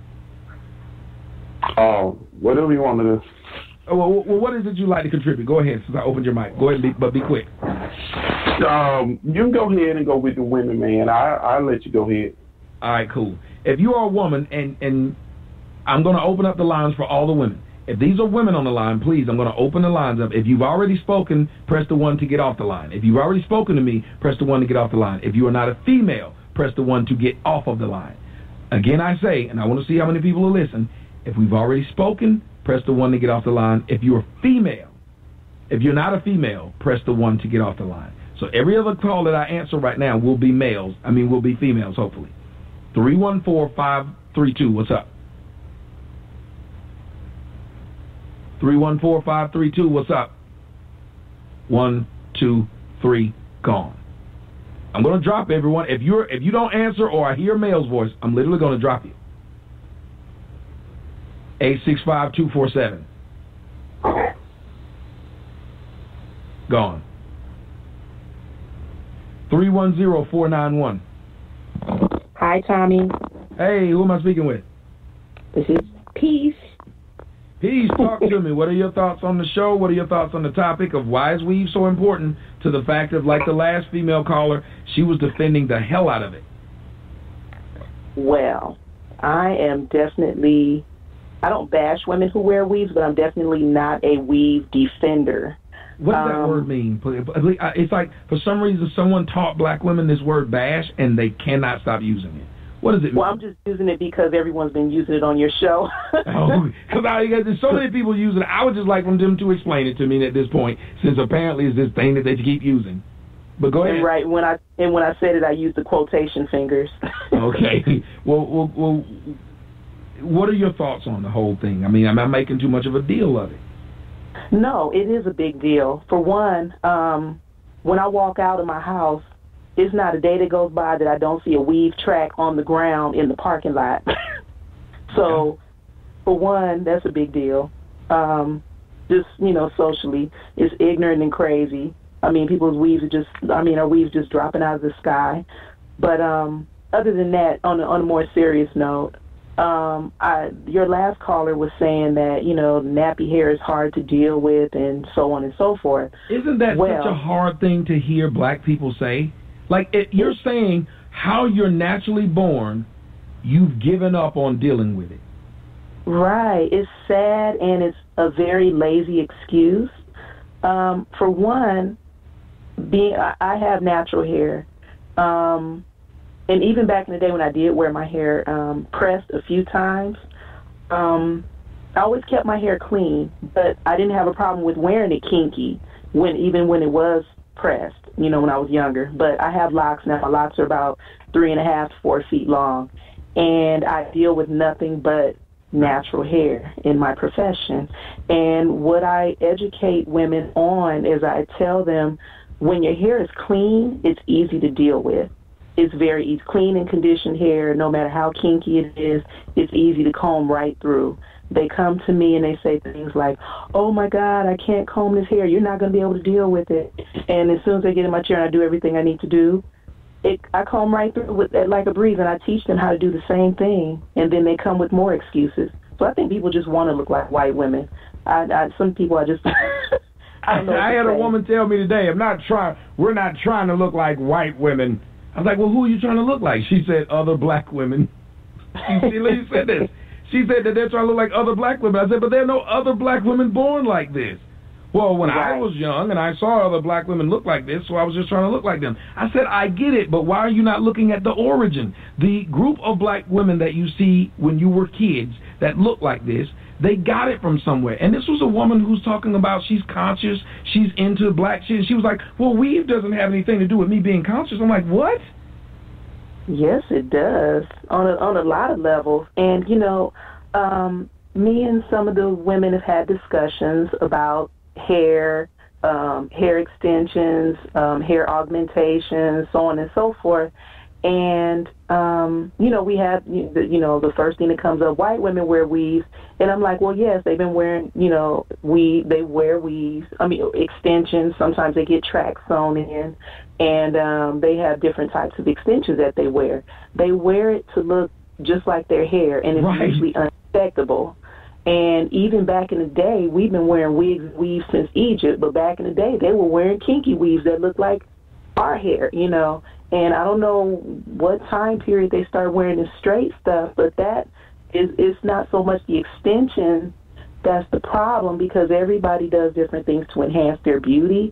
It's, why are you trying to look like somebody else? And look at how black women with those straight weaves are doing. Have you seen them on their videos now where they shake it like this? They do the whole show you how long it is all the way down to their butt, and they shake it like this. That has nothing to do with them being proud of being black at that point. Right, and it drives me crazy. It reminds me of how back in the day little girls would put like a yellow towel on their head to imitate having white girls' blonde hair, and would shake it around. It reminds me of the same thing. And when I see grown women do that, it absolutely sickens me. That's what I'm saying. Like, they're not understanding what they're doing. And what I don't get is, like, my 10-year-old daughter understands that she can get her hair blown out, get the whole blowout thing, and then it goes right back to the way she had it. So if she really just wanted to switch up hairstyles, she could. But then what I'm hearing black women say, they say, yeah, but that style doesn't last long. Well, wait a minute, how long do you want your hair to stay like that? And that's what I'm asking. Because if they were really happy with the kink in their hair, they wouldn't say, well, that style doesn't stay that long. That's like me dating a woman and I'm going on vacation without her, and then she's saying, well, you didn't stay that long, nigga. Think about it. If you like me being home, you're not gonna want me to be gone long, right? Right. A white woman that likes her hair brunette, my ex-girlfriend refused to dye her hair blonde. She said, I like the fact that my dark hair against my light skin.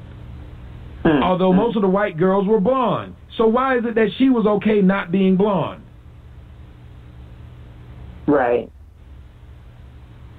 There's another thing I want to address as well. I want to dispel some black hair myths that have been passed down, unfortunately, from generation to generation, and some people are still following them. One, it sickens me when I hear my sisters spread misinformation saying that black women can't shampoo their hair every day. It's a lie. I don't want to be so harsh to say it's a lie, but it's definitely misinformation. When back in the day before, even once I had my locks, I always shampooed my hair. I shampooed my hair every day, shampooed and conditioned it. If it wasn't pressed in a hairstyle, my hair was being shampooed and conditioned every day before I left the house. When I wore braid extensions, I shampooed my hair every day. You know, because I worked out at the gym. I didn't want sweat and funk on my scalp. And I have kinky hair. I don't have what people consider, the curly mixed hair. My hair is 100% African kinky, Kenyan kinky hair. And I shampoo and condition it every day. She washed her hair. She literally has had a perm since I've known her, and I've known her for 10 years. She would always wash her hair, and when we were talking, I told her, I don't like nobody getting in the bed with that motherfucking bonnet on. She never wore that bonnet. She just got a silk pillow and called it a night. She never went through all this crap that other people are trying to say of, oh, well, she couldn't wash her hair or she couldn't do this. No, she washed her hair all the time. I never laid up under her and her hair smelled like ass because I told her that's a thing that I don't put up with. I understand you have a damn perm, and I can't stop you from getting a perm. That's what you do. But I'm not going to deal with somebody who's got a head full of somebody else's hair in their head, and I'm not going to deal with somebody who got to lay down looking like Chef Boyardee at night.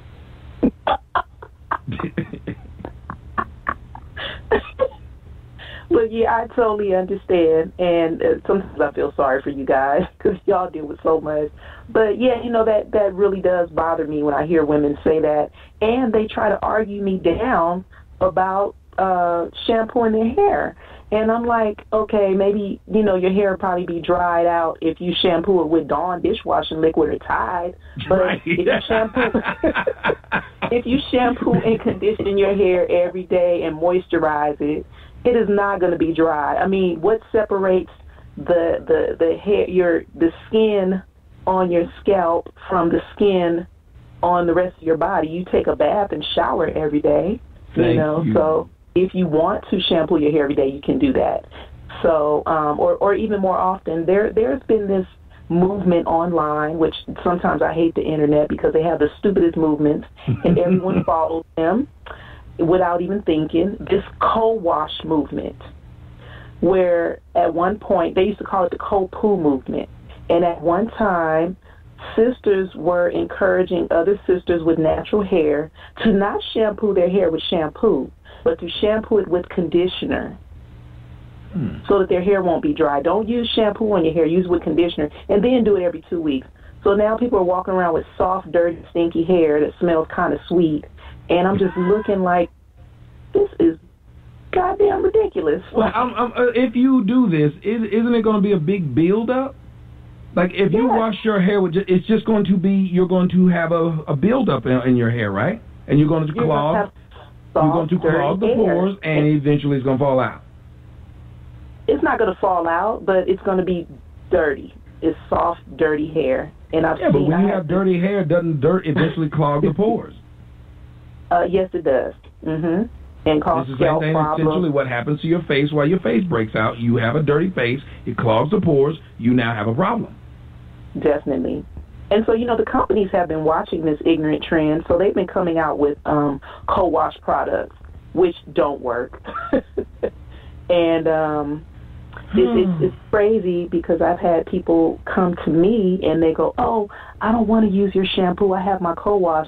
And I'm like, well, honey, I believe in clean hair because using a co-wash is like, shampooing your hair with conditioner is like you rubbing lotion all over your body and scraping it off with a credit card saying you're taking a bath. You're going to be dirty. You need soap to hit the skin and be clean. Hit your hair and be clean. I'm just this crazy stuff. And then it also reminds me of when I was growing up, there used to be this disgusting trend where old women would say that and I'm sure some sisters in the chat room can relate to it and have heard it before, where they would say that someone had growing dirt in their hair. So the kids, you know, the girls' hair would be dirt. Oh, the growing dirt will help your hair grow more because you... Yeah, I've heard that same thing with earwax and shit like that. Like, I don't know what's good or not, but I've heard it. I'm dead serious. I guess I need smelling dirt in my nose. And they would take the comb and scrape it, because you got buildup on your scalp, and scrape it and comb it and then finish styling the hair. Not shampoo all that out, but finish styling the hair after they even scraped it and scratched the dirt and lifted it up, and then go on and put grease on top of that and then style it. And I'm just like, growing dirt, there is no such thing. You're not a potted plant, for one, and you need to wash that off. Hey, peace. I'm going to try to sneak some more of these phone calls in because I'm running out of time. I might even have to move over and probably do a second one of this. Thank you so much for the phone call. I may do a second one of this because I'm going to end this on time because that British lady ends this on time. So I didn't get the extra hour like you guys normally do. This is just 4 hours. 214-668. Please be quick. What's going on? Hey, what's up, Tommy? You are not a female. My bad, man. I'm sorry. You know, I have to drop you. I'm trying to let the women talk. 267-528. 267-528. I ain't just putting y'all back on hold. I'm literally hanging up on y'all. 972-302. What's going on? Hi there, Tommy. Can you hear me okay? Yes, ma'am. Who am I speaking with? My name is Ro from Texas. I want to stay on topic because you are running out of time. I really think this weave thing is about embracing European culture, because we know in America the standard of beauty is European. And at this point, natural African hair is the minority. And if you think about who our entertainers are, like Beyonce, like Sierra, they're not wearing their natural hair and straight hair.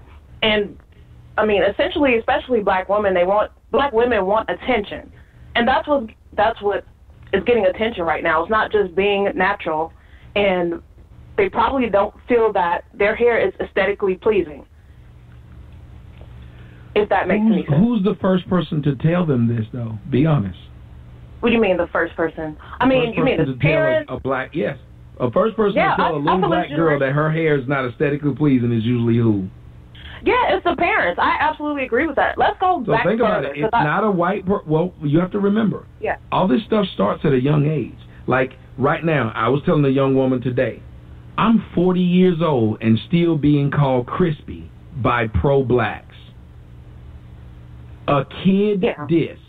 A diss that you diss children with, I'm still being called it at 40 by people who claim they love black people.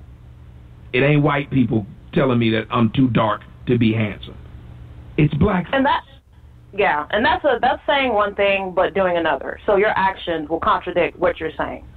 So I'm saying when we say there's a European standard of beauty, no, I would agree with you, except for the first person to tell black women they don't look good is another black person. And that's passed down. Still, that's passed down. I mean, if you think about earlier in generations, Madam C.J. Walker, the person who, just encouraged black people back then to wear their hair straight or have a relaxer, or I'm not sure if she invented relaxers. But I absolutely agree with you. But we can't forget that in the workplace, some people still feel that black people's hair or African kinky hair is unprofessional. So it's about insecurity and let me ask you this question. Well. How did black women get jobs in the 70s? And it's about how we feel about it. I don't feel that black hair is unprofessional, but if you feel that it's unprofessional because everyone around you is wearing straight hair, that's an insecurity problem. Because I'm saying right now they hire black women when they literally have hair that looks like a peacock. They're giving them jobs still. And I understand what you're saying, because I work in a corporate structure, and I'm around white people, I'm around all types of people, And I'm still the minority in my workplace of wearing my hair kinky or curly. And other black women are saying, you're brave. They're giving me this kudos as if you see what they use the word they say, brave. Brave. And, I've been listening all night. I think it's more interesting that I haven't heard too many people really touch on the topic of this being an American thing, because I haven't been outside of the country. So all I know is America and American culture and our entertainers. And I noticed that we as Americans in general are highly influenced by our entertainers. And you're right about the rappers. These rappers have girls with straight hair in the videos. And we shouldn't be so weak-minded to just be influenced by that. Because you spoke about someone else's video. It was a basketball player, I think, or some sports figure who wanted a non-black party on his boat. And the point you made was, yeah, he has all white girls, but these white girls are tramps on the boat. And we're so desperate for this type of attention, we're willing to be a part of this party, even if it's degrading to us.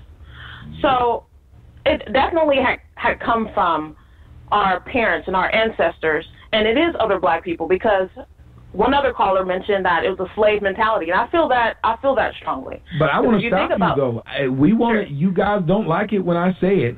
It ain't just other black people. It's black women. The first people to tell you your hair nappy and I'm tired of trying to comb it is a black woman. My mom. Your black father ain't telling you this. Your black boyfriend ain't telling you this. Another black woman is telling you that your hair is not acceptable. Wait. So when you speak about boyfriends, I mean, you have to think about the children in general, because other black men, especially of my generation, I'm under 30 or millennial.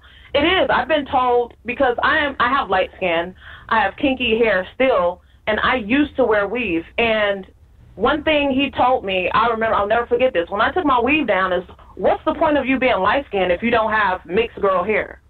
So it's not just. No. What I'm saying is, I'm saying the first person to tell you this is not that boyfriend. You had been told before, because I've heard it be said to light-skinned girls. Because one of my ex-girlfriends, and you guys have seen her, she's a fitness trainer, a bodybuilder, amazing body. She used to always wear weave, and when she wore weave, people thought it was hers. Why? Because she was light, bright, damn near white. But she had kinky hair. Now, when she stopped wearing it, people said, "Oh, you got hair like black people." You're just they literally would say this. I wasn't a black girl until I wasn't a black woman still, because people still say this to me, until I was wearing my hair natural. But I realized that at some time I felt like it wasn't aesthetically pleasing to me, because what I see around me is the standard of beauty in America, which I do feel is European. And that still came from my mom, because my mom has dark skin. She permed my hair when I was really young, before I could make the decision to stop her. And so I feel that is other factors. And the parents definitely should have more confidence and security as well, and not be as insecure with their children, and not stop being lazy as well. Because you don't want to do my hair, and most of the time you're not doing my hair. You see what the woman said earlier. She talked about how she just threw a perm in her kid's hair. I'm like, y'all say this shit like it's no problem, and she was selling it like it was no problem. Like, what's the big deal? And I want to state that it's not easier having a perm. It is easier having your natural hair. You don't have to do as much to it, because when you have a perm, you can't get it wet. You have to perm it again in another month. Every month you have to perm it. It's more costly. And at this point, it is a lot more damaging to your health as well, because it seeps into your pores and it's cancerous. And this is the reason why black women, are having issues that they're having when it comes to cancer as well, because it's not just deodorant and breast cancer. Did you see when they did the autopsy of the black woman's brain that had basically done perm her whole life? No, her brain tissue and underneath this the crown, the part of underneath the cranium, glowed green. Oh goodness! As if it was radioactive. Yep. You get those fibroids. It's known to start puberty in the young girls. It's literally just you think about what you're doing. That shit you put in your hair can eat through a can. You're putting it on your scalp. Oh right, absolutely. It's a huge issue. I do feel that it is getting better. I feel that more black women are being natural. It's still a lot, and we still have taken more time to reverse these issues in our community than it should have been, than it should be, because we're not encouraging each other. Thank you. So when it comes to our community, and especially our health, when it comes to our hair, vanity has been number one. We want to feel as pretty as white women do in this society, but not be as smart as Asian people or not in their community. Because I'm not going to say all Asian people are smart, and I'm not going to say that Asian people in general are smart. Because people are smart because their parents teach them to sit down and focus on this nurture them and support them in that community and that field. So it's not saying that Asian people are smarter than us. It's like they care more about education than we do, and it's apparent. So once you make something a priority, the children behind you will think that's a priority. Remember, there's a lot of white kids who believe, I have to go to Georgia Tech because my dad went to Georgia Tech. Do you know my daughter thinks she has to go to Georgia Tech? Wow. Do you know my daughter has a little buzz in her bed that every time she sees Georgia Tech on television, she acts like she goes there? All because what? For 10 years, she's been indoctrinated with Georgia Tech. And so, I mean, is that you or her mom, or is that entertainment? Is that television or her surroundings? That's me. Her environment. Okay. That's me. And so, because we have the best teachers. Every year, it is. I want her to understand that even if she disappoints her dad and doesn't go to Georgia Tech, guess what she's going to do? Prove to me that she wants to go to a better school. She's going to say, well, Dad, I want to go to this school because school is important. That's what I'm drilling in her head. School is important. How do you think military families become the granddad was in the military, the dad was in the military, and the son was in the military? Why do you think cop families are the granddad was a cop, dad was a cop? These things are put into the children. It's put in their minds, or it's psychological, and they feel they have to live up to that standard because their father or mother or ancestors, they did it. It is psychological. Yes. And so, with that being said, blacks are stuck in religion because Mama don't mind teaching us religion. Go ahead. I'm gonna give you the last word. Oh no, I'm sorry. That's a great point too. Just religion. We need to change the tradition and actually research and just look around more often. But I mean, I want to end with this as well. I think what you're doing is great. You should have more influence about what is happening to your daughter and her hair, because it is, as you just mentioned to me, it is a serious health condition that she could develop. So I think you should keep battling for that as well, because it is important. It's not just hair, like everyone keeps saying. I mean, it's aesthetic, and we're women. We want to feel attractive. No matter who we want to feel attractive to, it's still important. Yes. And I want women to feel attractive. And thank you so much for this call, Rose. And guys, it is our job. Y'all can't sit here in this chat room talking about how y'all want to see natural hair too, and then go right to the Instagram chick with all this hair down her back and talking about how fine she is. You can't do that. Because you are literally setting up a false narrative. You're saying all this great shit. It's just like we blame the women for saying how they want a man to be nice, sweet, and have a job, and then they go fuck a thug. You look at what they're saying versus what they're doing. A lot of the women, even though you're not listening, they're saying to you black men, what you're doing is different than what you're saying. You're saying you want a natural woman. You're laid up with an unnatural woman. You're saying you want a woman with kinky hair. You're with one who doesn't have one. Ladies and gentlemen, the one thing you can say that you've seen me, when you see me start off with a woman when she doesn't have natural black hair, what happens by the time she's been with me for about a week? Y'all remember when I was with the black girl from Nigeria?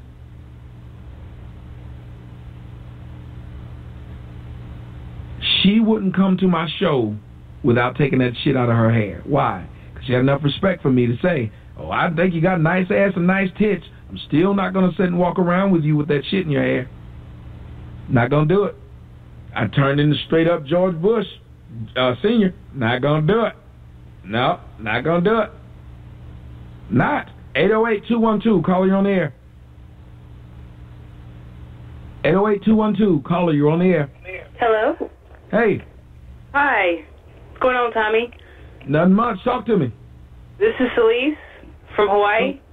Hey, Celise, talk to me. What's on your mind? Guys, I think what I'm going to do is I'm going to extend the phone lines, just so you guys know. I'm going to extend the phone lines, but bring you guys over into the dig. I think I'm going to do that. I've never done it, so whoever of you guys who don't get on the line, if it cuts off, call right back in I'm going to extend the phone line so you guys can go over in the dig. I'm going to do that because there's too many people on the line that want to talk. But go ahead, young lady. Yeah, I'm going to have to go ahead and say that weave is definitely a problem in the African community, or not even African community, just the black community. It's a really, really, really big issue. And I think confidence has a lot to do with why a lot of the black women are preferring to wear weave instead of their natural hair. I want to say something to you. You said not the African community. What I'm going to tell you, it's in the Negro community all over the planet. Do you know that Jamaicans, one of the poorest countries on the planet, they spend 1/10 of the money that black women spend on weave in the United States, which is one of the richest countries on the planet. So that means Jamaicans spend $1 billion a year on weave. That's money they ridiculous. Don't have at all. Exactly. Money could go somewhere else, in my opinion. I get it. You know, people want to walk out of the house and they want to feel good about themselves, but, you know, there's a limit to that. I mean, people forget that you can enhance things naturally. You don't need to run around with, you know, all these cosmetic crap, spending a lot of money on useless shit, in my opinion. That's not really doing anything for you. It's just hindering you. Ma'am. That's right. With just some of my own experiences in high school, because, see, I'm 30, so I'm not that old, but I've been around long enough to know, you know, what it's like. And in my generation, when I was going to school in high school, you saw a lot of the, you know, Beyonce was coming out. They had the long braids in their hair. You know, Aaliyah was probably the only girl that I knew of at the time that actually had natural, long, beautiful hair. But at that point, it was like ooh, she's got long hair, so I want to wear it. If you went to school and you had natural hair, people would be like, oh, look at her, she got her naps showing. I'm like, in my head, I'm thinking, this is my hair. What do you want me to do with it? Yeah, you remember, like, one of the biggest things about having a perm was you can't have the naps showing, or i.e. your kitchen has to be, I guess, you know, laid right? Yeah, pretty much. I never could understand the kitchen ordeal or the nap thing. It's not nap. That is your hair. The shit probably kinky as hell, and you can't get a comb through it because you ain't brushing it, but it doesn't necessarily mean that, like, you know, what is a nap? I don't understand. That's your curl. That's your hair. Okay? It's not, if it's not growing out of your hair straight, that's not how it's supposed to be. It's plain and simple. But they don't see it that way. Up, but I mean, it is what it is. You know, there's things that girls can do, you know, to kind of like stretch, I guess you could call it, stretch your length or make it look a little more bouncy or whatever. You put a perm rod in there. You take a couple of hours out of your day and, you know, roll your hair up and you'll be all right. But don't, you know, like you said, if you eat through a can, there's no reason you should be putting it in your hair. I mean, just chop it off and start over, better yet. And there's so many things that black women can do to their hair. Honestly, it is. And nobody's teaching them. And to hear the young woman earlier saying, I know we're running out of time, but I'm going to move you guys over. But to hear the young woman say, well, I don't know how to do my hair, and basically openly admit she don't know how to do her children's hair either, but be okay with saying, well, once I put a perm in there and once I put weave in there, everything is straight. Like, do you not find this offensive? I'm going to give you the last word on this. Of what you think about just the lazy parents, because nobody's pointing out it's the black women that's passing this crap down to these children. Yeah, you're absolutely right. It does start from the mom. But this is also coming from a mom who wasn't taught either how to take care of the hair. And it's passed down, and you grow up and you're just throwing crap in your hair. I am offended by the fact that, you know, a lot of the young moms, especially the young moms today, are not teaching their kids to wear natural hair. Take time, if you have time to get on the internet and BS with Tommy, you know, about that, like, you know, in my opinion, can be fixed, but you don't want to do anything about it. You have time to take, you know, a couple of hours out of your day and get some natural oils, avocado oil, olive oil, I mean, shea butter. Blend that shit up and put it in your kid's hair as, you know, a leave-in conditioner or something. Wash your hair with an organic shampoo and get that child's hair growing. Don't throw something in it and make them, oh, you look better this way. You look better this way because it's straight. It's bullshit. I don't like it. I think if a child's hair grows curly, straight, whatever, that child should be told they're beautiful regardless. They're beautiful. Help them embrace themselves. Don't show them how to, make a cookie cutter counterfeit of someone else. They need to be who they are, be strong in who they are, and they need to embrace who they are.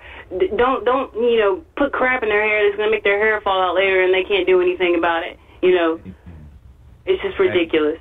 Hey, let me tell them, everybody that's on the line, guys, hang up and call right back in right now. If you'd like to talk and you didn't get in and you were told you couldn't get in, I'm opening it back up. So you can hang up right now and call back in, because we're going to move over into the You Dig, but I'm going to let you guys join the You Dig. Myself and VA are going to host it, but we're going to answer phone calls and let you guys talk to a panel and let the panel talk back to you guys. We haven't really done this, but we're going to do it now. So if you're on the line, hang up right now and call the number right back in. Everybody else, thank you guys for joining me on the show. Literally, we're going to stop and come right back in. The break may last only 5 minutes. As long as it takes me to load everything back up. That's how fast.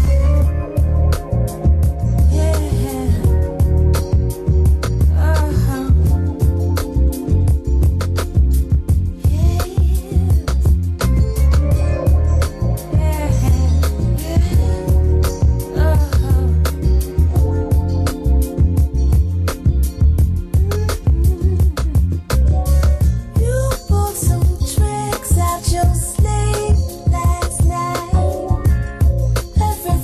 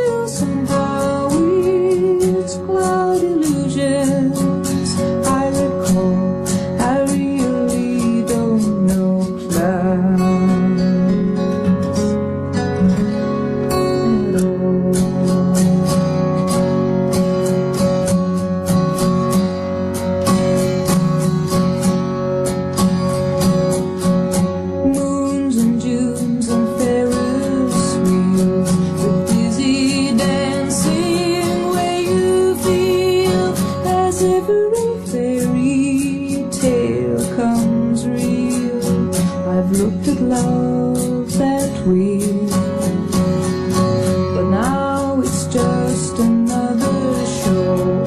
You leave them laughing when you go, and if you care, don't let them know.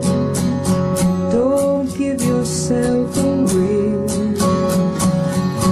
I've looked at love from both sides now, from give and take, and still somehow it's love's illusions. I recall, I really don't know love at all.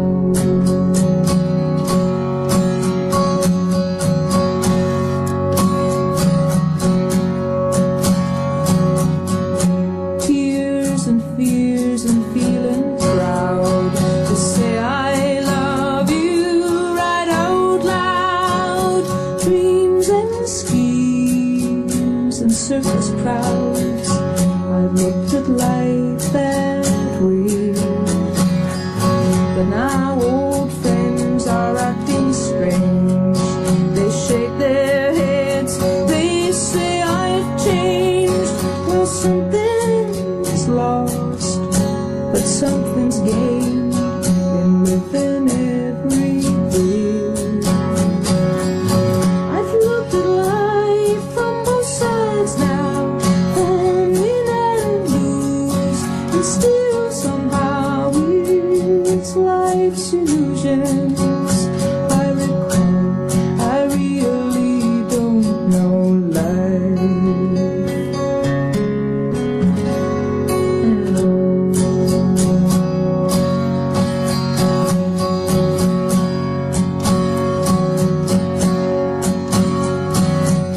I've looked at life from both sides now, and up and down, and still somehow it's life's illusions. I recall, I really don't know life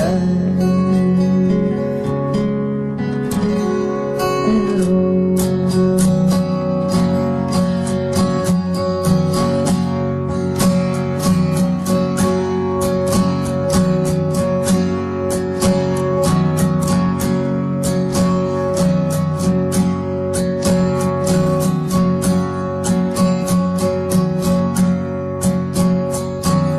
You'd like to think you get some kind of enlightenment out of it, but not really. Not for me, anyway. This is Death, Sex, and Money. Harry's gone bye-bye. Harry's gone to the big bye-bye. He's got his name in the papers on the backside. The show from WNYC about the things we think about a lot. God, you guys really are dead and need to talk about more. I'm not afraid of death. I'm Anna Sale. 6 years ago, when Paul Cook was 44, he was diagnosed with colon cancer. He went through chemo, and his cancer went into remission. Then it came back. I thought I was going to die, and I've thought about it every day since. This time, it was in his lungs. Paul went through chemo again. He had surgery to remove the tumors in his lungs. That was 4 years ago, and since then, his scans have been clean. You asked if it changes you, and for me, it definitely did, and not always for the better. I'd say for me, it's made me a little more impatient. Every moment has to matter, but then it doesn't. I asked you to tell me about when you almost died. The car hit me. I was run over by an 18-mile truck. I came very close to slipping 9,000 feet. At that very instant, I saw a handgun pointed at me. You would think that the prospect of dying in that way would be terrifying. It was like I had visited the most beautiful place. And I truly believe I felt the feeling of what it is to die.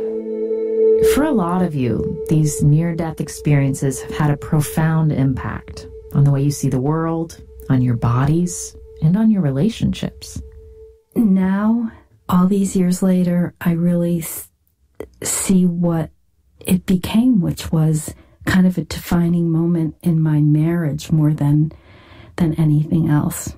Ellen is 67 years old. She lives in Rochester, New York. Her near-death experience happened almost 30 years ago. She was flying with her husband David in a small chartered plane. Their 2 children were at home. I said to my husband, "The plane sounds funny." And he kind of shook his head and frowned and said, "You always think the plane sounds funny," because I was a really nervous flyer. And then I noticed he must have heard something, because he started staring into the cockpit, and he said to the pilot, "Can you see the airport?" And the pilot said, "We're not going to make it to the airport." What did you think about? The thing I kept thinking and saying was, who's going to take care of my babies? Those were my words over and over. I probably said it 4 times. You said it out loud? Yeah. I just couldn't imagine what was going to happen to our kids. The plane went down in a field. The bottom was ripped out by the impact. But everyone on board survived. Ellen walked away with only a run in her stocking. They found out later that the pilot had failed to refuel. They just ran out of gas. I was kind of in la-la land. The next morning, I remember waking up and feeling like, oh, look at this beautiful sunny day. And it was the end of May. It was gorgeous. And, my kids practically had halos over their heads. I was so glad to see them. And I was grateful for everything, including my marriage. And we were high school sweethearts. We'd been together a long, long time. I know that there were problems in the marriage, but I think I was a little bit in denial about how unhappy my husband was. In what way? Well, my husband told me later that day, that next morning when he woke up, was a new day for him, and he knew he wanted to be happier than he was. So our marriage was really over by the end of that year. So you had this overwhelming wave of gratefulness, and your husband was having the opposite emotional response. Exactly.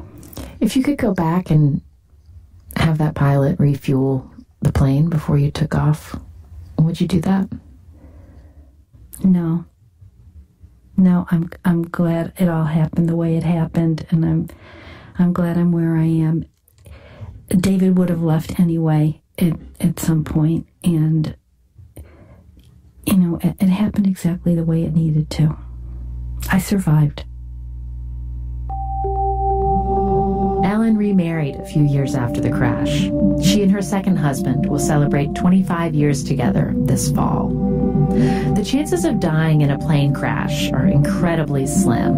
According to the National Safety Council, you're almost 900 times more likely to die in a car accident. I was making a left turn and turned in front of another vehicle. My car went off the road, drove through 2 of those concrete dividers, Flipped the car on its side, knocked me unconscious. slammed into a parked van in a parking lot. No one was in it. Both Kelsey and Jeff were in car accidents when they were 23 years old. Kelsey careened off the road as she was driving alone in the middle of the night in Texas. She's 26 now. When did you realize that you could have died? That's hard, because for about, almost a year after my accident, I wished that I had, because it was just so much work. When did you were paralyzed? I couldn't talk for months after my accident because I had a tracheostomy. So I couldn't ask the question, but I knew because nothing was working. I didn't really know that it was going to be that way forever, I guess. Kelsey eventually regained the use of her upper body, but is still paralyzed from her chest down. She says she has no memory of the accident, or even the days leading up to it. But Jeff, whose car crash happened more than a decade ago, had vivid memories from that day. He was on a road trip with 2 friends. the friend in the passenger seat, he died instantly. When I became conscious again, he was on top of me, and I knew right away that he was dead. So, imagine going from great time, having fun, to opening your eyes and you're in pain. There's smoke in the car. It's on its side. It's just such a strange, the past is just so close that you feel like if you just do the right thing, you can be back there. You can undo it. Yeah. Both Jeff and Kelsey's near-death experiences dramatically changed their lives. Kelsey lives at home now with her parents, and she uses a wheelchair to get around. But at the time of her accident, Kelsey was living on her own, working hard and partying hard.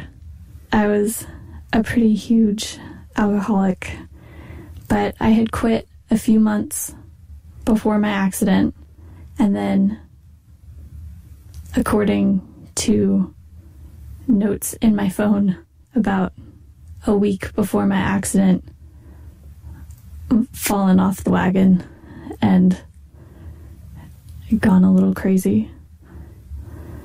Do you drink now?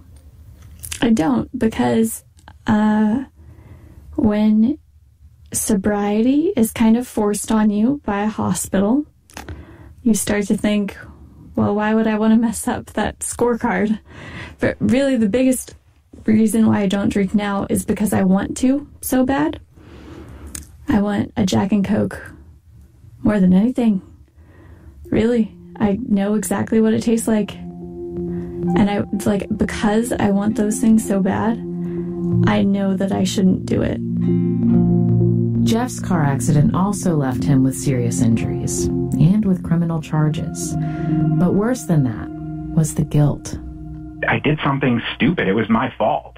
I felt like, I killed my friend. I felt as horrible as a person can feel. But one of the probably the most important things that happened during that time was a doctor from another department came down to see me, and she took time out of her day to tell me that when she was younger, she'd actually killed 3 of her friends in a car accident.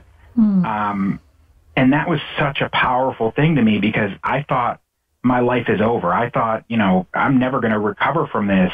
And that message meant so much to me that, hey, just you didn't do it on purpose. It'll work out okay.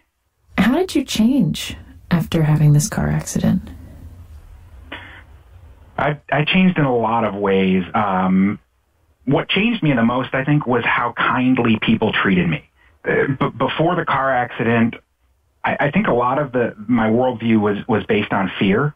I remember looking forward to the Iraq War. As terrible as that is to say, being excited about us, bombing people and destroying a country. And I remember the old me was very, anti-gay and anti-gay marriage. And I just learned that life is precious and there's no need to hate. To this day, I think my parents would blame that change on the head injury. But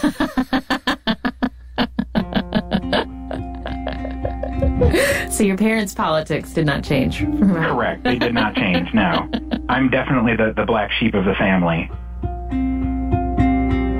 I thought I had time to cross the street, but a car came over this little hill and I didn't have the visibility that I thought I did. This voice memo came in from a listener named Beth. A few years ago, she was hit by a car in San Francisco while trying to cross against the light. When I came to again, there was a man kneeling next to me, and he was just saying, "Help is on the way, help is on the way." I don't know how long I was out, but waking up from it was the most incredible experience. I was completely blissful. I felt no pain. I felt this sense of complete unity, and I just kept saying, "Oh, we're never alone. We're never alone." It was like I had been reminded of something I had forgotten. A listener named Abby had the opposite experience. I felt the big, gaping meaninglessness of life so much more acutely. Abby sent in this voice memo about when she was in a car accident. She walked away without a scratch, but the experience gave me the feeling that death was just breathing down my neck every minute of every day, and standing behind every other person I knew who was alive. I would look around at my friends and family and just be like, bye. It was almost like I could see a cloaked figure of death just reaching its bony hand out to grab anybody it wanted at any moment. And it made me really depressed. Coming up, more of your stories about how getting up close and personal with death has impacted your life. Cancer patients make very, very bad boyfriends. They don't ask you how you are. They have no room for your feelings in the experience at all. And that was really hard because that made me feel like just very alone.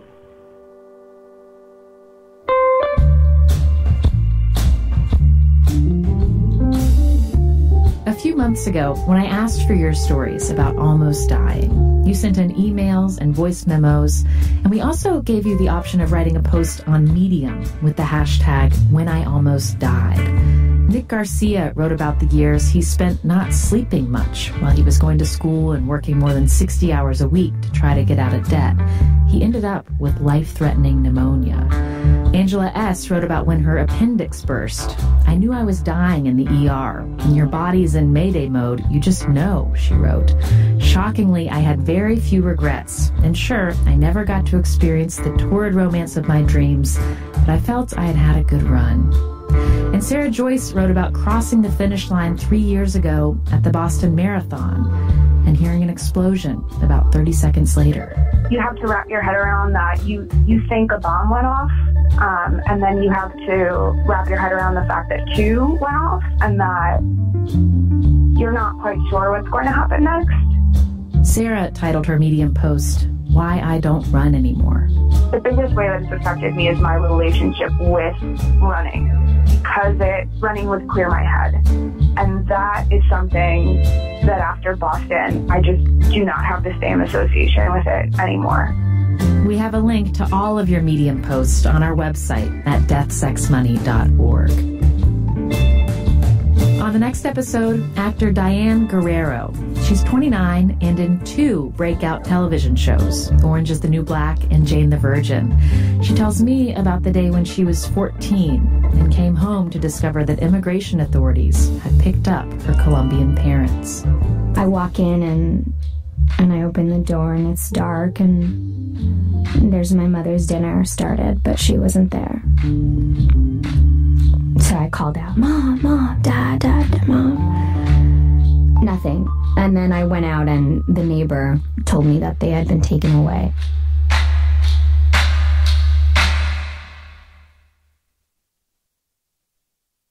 This is Death, Sex, and Money from WNYC. I'm Anna Sale. When I asked you to tell me about your near-death experiences, some of you shared stories that weren't about your own brushes with death. When I say near death, I don't mean that I myself was close to dying.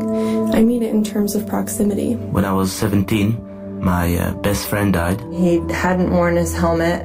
I just watched her crumple underneath the trailer. I have the distinct honor, I guess, of holding his hand at the moment that he died. That's my near-death experience, as in being near my sister's death.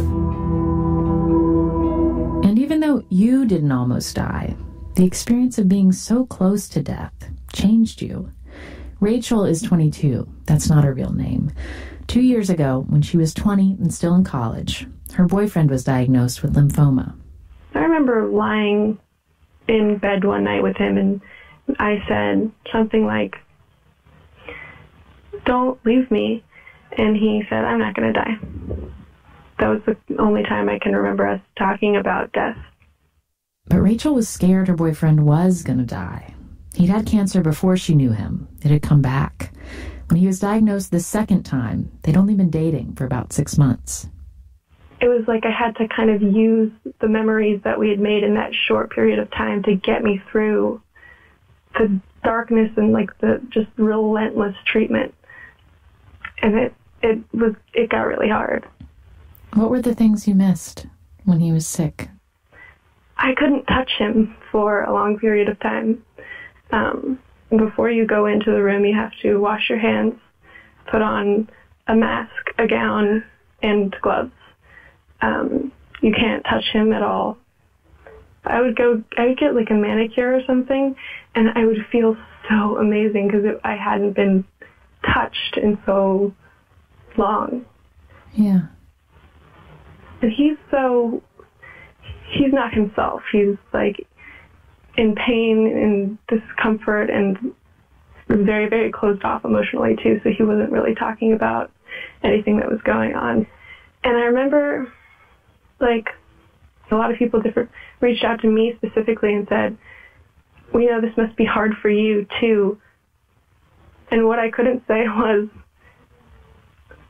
his happiness, I feel so terrible saying this, his happiness is not the most important thing to me. I want to be happy too.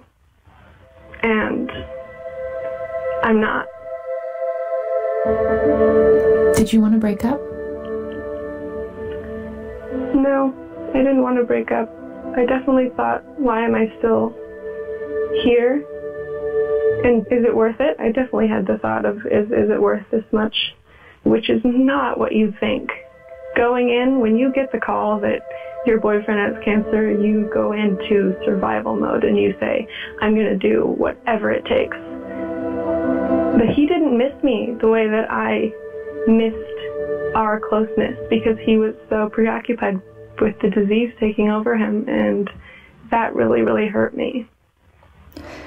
Do you think in some ways he was pulling away from you because he thought he might die? So, I mean, that would make sense to me.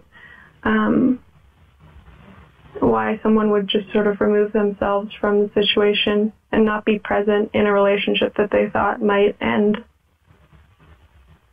But their relationship didn't end. The treatment worked. Rachel's boyfriend survived. Once he got out, he was ready to start his life again. And what he missed was golfing, was being with his friends. And what I missed was him. I thought that I had earned him back at that point, that I had stuck out the hardest part so that we could continue our relationship. And it was like, no, not yet. He wants to go golfing. I want to go golf. Yeah. Exactly. Does he know now how you felt when he was at his sickest? We had some conversations about it, but I've never said to him what I've just said. Really outlined what it felt like. You never said this to him? No. Talking about it doesn't change it.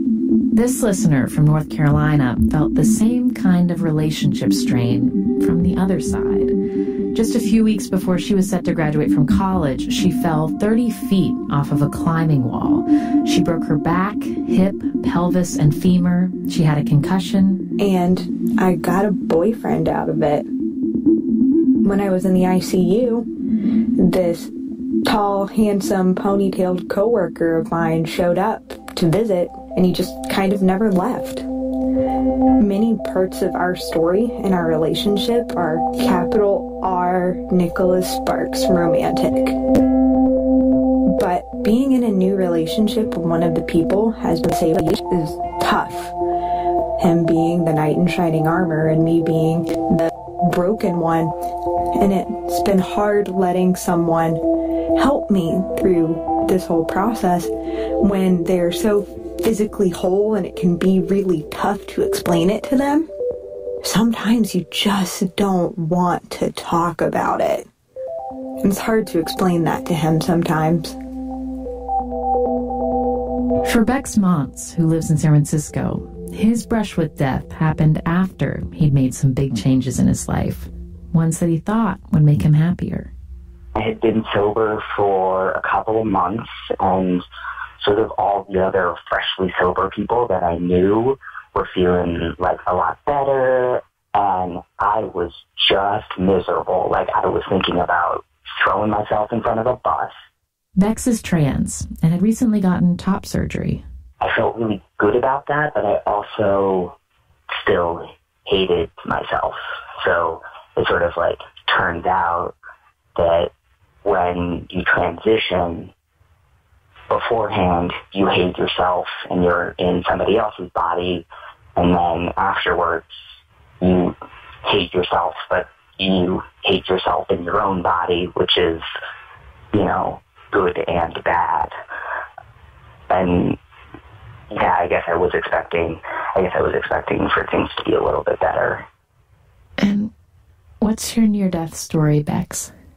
I was really, really suicidal, and I decided that I would, you know, take all my sleeping medication and all my SSRIs and slit my wrist and sit back, relax, and slip into oblivion. So I sort of set everything out and just downed it all. My heart was racing, and I started thinking about my mom, and it just felt so shitty to think about my mom not in my body. And when I'm in a really depressed place, I can convince myself that, you know, the world would be better off without me. But in that moment, I wasn't able to actually do that. And that's not what I was expecting. Did you feel like you wanted to live?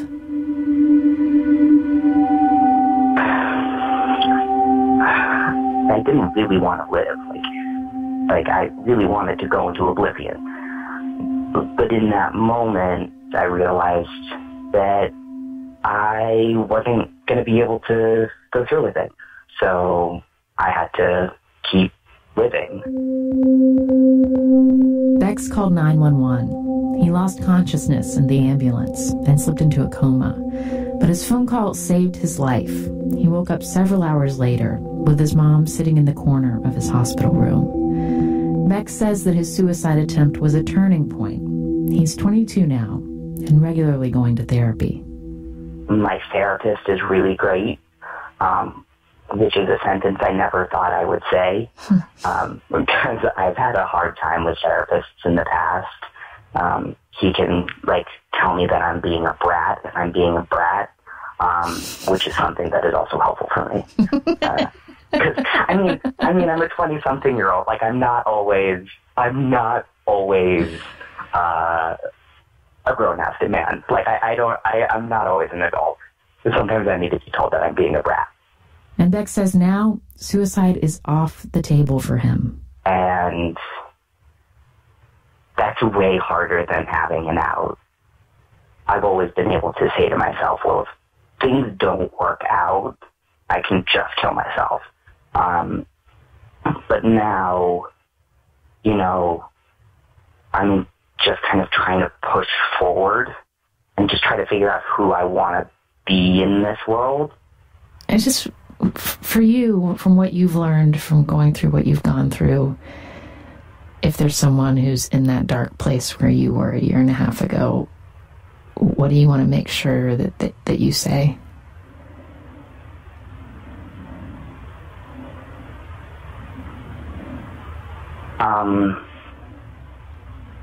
A lot of people say that things will get better, and I'm not entirely convinced of that, but I think that things always change, and they may get worse.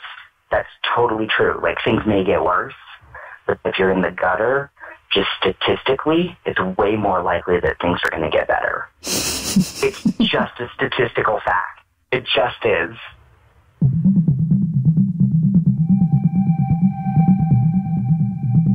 Have there been days that you wanted to die? Yeah.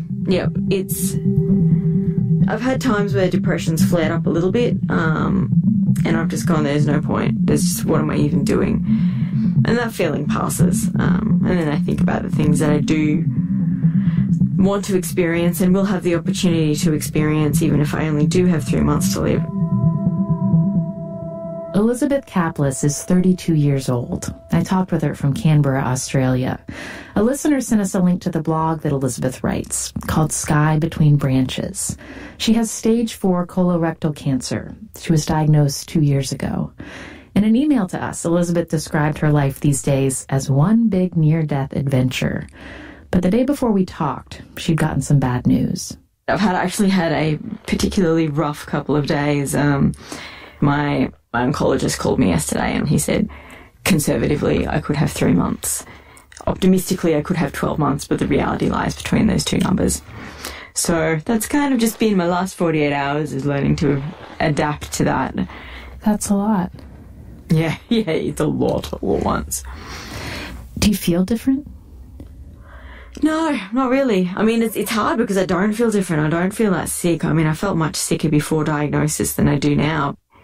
I certainly don't feel like I imagine I would feel were I were dying. Like, you know, if someone I met said that they were terminally ill, I wouldn't expect them to feel, or for that matter, to look like I do, because I feel fine, except for a little bit tired. Like, it's extremely hard to tell at this point, is am I tired because I'm dying, or am I tired because I stayed up too late? Yeah. Am I feeling sick today because I'm dying, or am I feeling sick today because I ate half a Toblerone for dinner? Like, it really could be either most of the time. It's really, really difficult to know most of the time, and my doctors can't really tell me. When you wake up in the morning, do you feel a certain pressure to achieve things?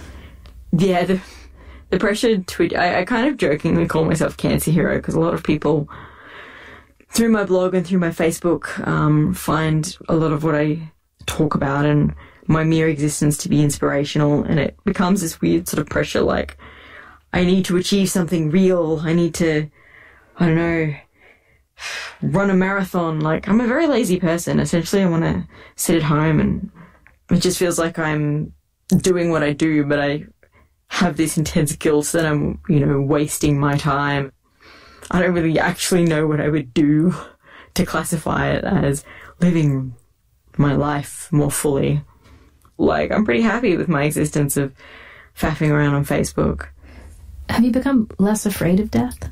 I think so. I used to be very, very frightened and kind of almost obsessively so of dying. And it's become a less horrifying prospect. And just the ongoing realization, very, very selfishly, that in fact, once I died, it wouldn't be me suffering. It would be others suffering, which is terrible and upsets me greatly. But my suffering ends at that point. My part of this will be finished. And the thing that the world will be left behind with is people's memories of me and people's loss and how they then manage it, which is not something I'm responsible for.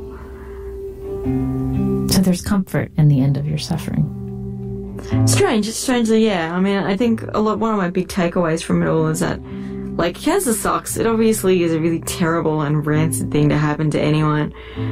But in, like, a lot of ways, it's simultaneously been worse and not as bad as I thought it would be. Like, the realization that happens when you realize that you're dying is, like, it's harsh. It's a harsh thing that you deal with every single day. Like, you wake up and, you know, it's not always the first thing I think about anymore, but it's always in my head. I'm always aware of it. I always will be aware of it.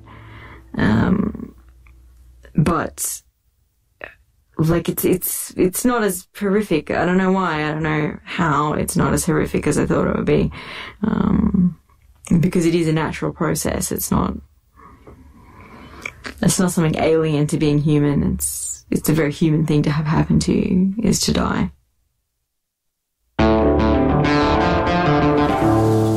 That's Elizabeth Kaplis. You can find a link to her blog on our website at deathsexmoney.org. Thank you to all of you for sharing your stories.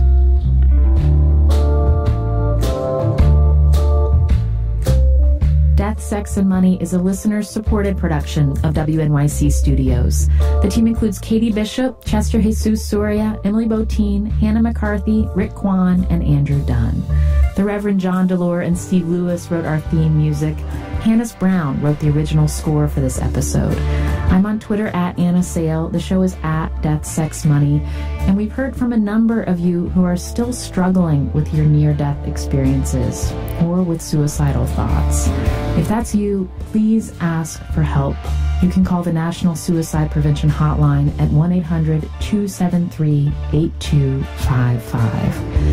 And we have a sad update to one of the stories you heard during this show.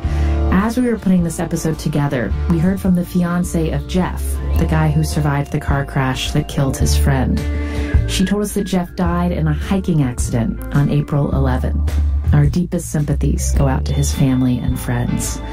When Jeff originally sent in his voice memo about the car accident, he told us that that experience had really changed the way he felt about dying. I don't fear death anymore. I saw death, and I saw how calm and how peaceful it was, and that it's just not something to be afraid of. I'm Anna Sale, and this is Death, Sex, and Money from WNYC.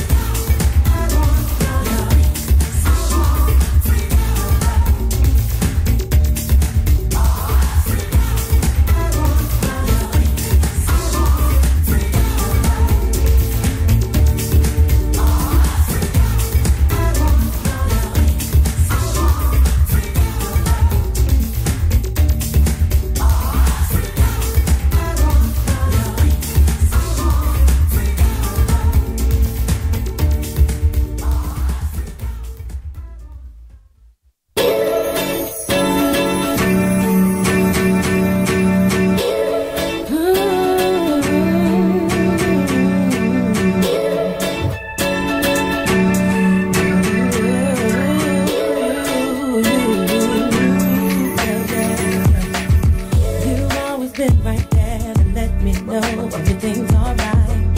Whenever darkness came my way, you were my light. And I wanna thank you for the difference in my life. I can't even count the reasons why. Oh, I lift you up and praise your name. Oh, yeah. You gave me strength to see another day. When I was lost, you helped me find my way. When it seems I can't face another day, that's when I called on you. In the time of trouble, face the struggle, I call nobody but you. When I'm feeling lonely, no one around me, still I call on you. You always placed your arms around me when I need it. That's why I sing this song, tell you, Lord, I do love. You are the only one who keeps on blessing me. At times I thought that I was blind, you helped me see. And I can never pay you back for all you've done. That's why I serve you faithfully and never give you up. Oh, yes. Praise your name. That's right. You gave me strength to see another day. When I was lost, you helped me find my way. When it seems I can't face another day, that's when I call on you.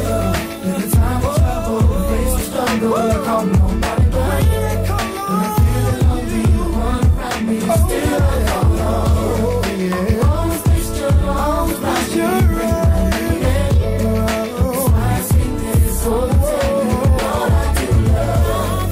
And He will answer, the Lord will make a way. He's worthy of His praise. Life is worth living because of Jesus. I'll always call on you. In the time of trouble, face the struggle, I call nobody but you. When I feel lonely, no one around me, still I call on you. I know you always placed your arms around me when I need it. That's why I sing this song to tell you, Lord, I do love. In the time of trouble, face the struggle, I call nobody but you. When I'm feeling lonely, no one around me, still I call on you. Always place your arms around me, Lord, I love you. That's why I sing this song to tell you, Lord, I do love. In the time of trouble, face the struggle, Lord, I love you. When I'm feeling lonely, no one around me, still I call on you. Always place your arms around me, Lord, I love you. That's why I sing this song to tell you, Lord,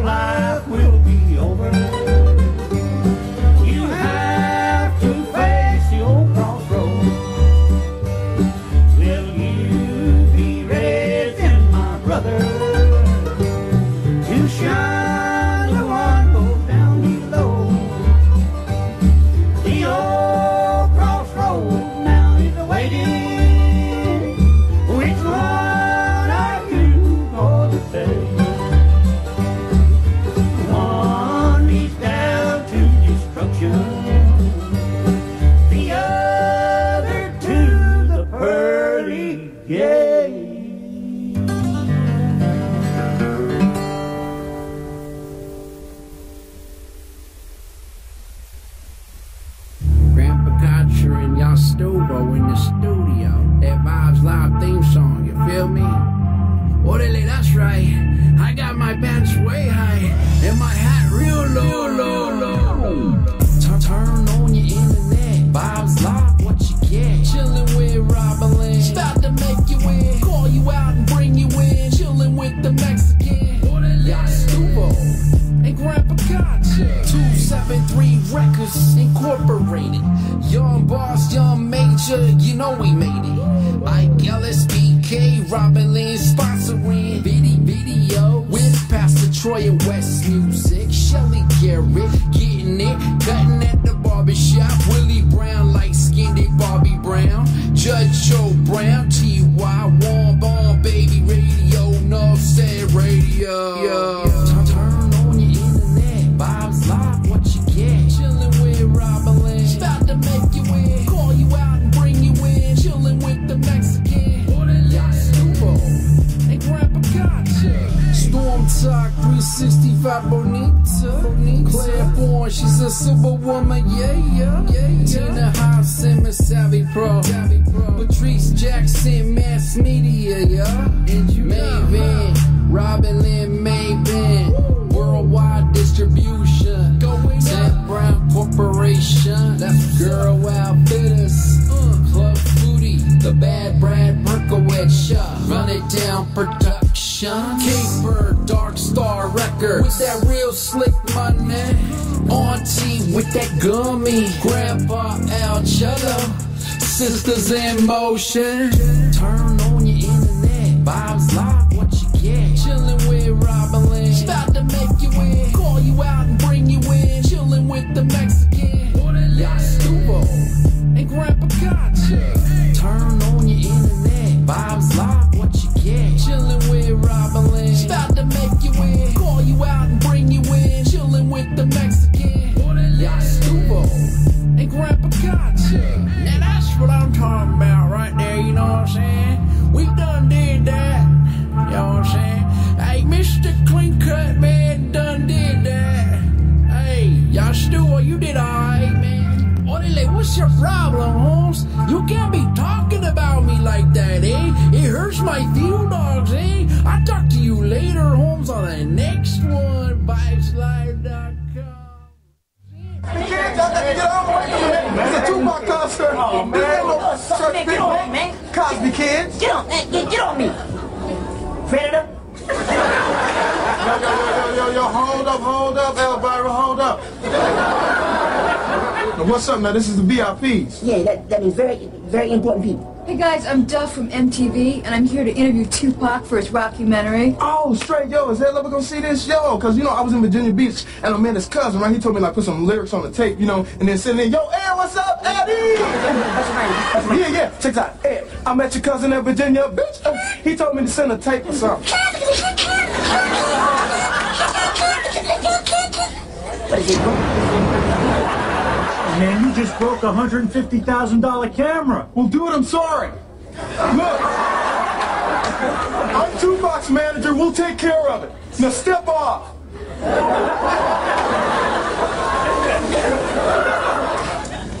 Yeah, hold on. Hey, hold up, Rick. Peaches and Herb. What's up? Can I help you, sisters? What's up? Tupac said our name was gonna be on the list. Well, it ain't no list. Look, this is the thing. It ain't no list, but you can get with me and my main man, you know what I'm saying? You know, we got a little penthouse, you know what I'm saying? You know, fresh little jacuzzi, you know what I'm saying? You know, then we get we got chandeliers and stuff, you know what I'm saying? 5-star hotel. I know you're not touching me. Nobody touches me. Oh, I don't know what you're talking about. I got an album out too in the Orient. Oh, that's why I'm dating pygmies now.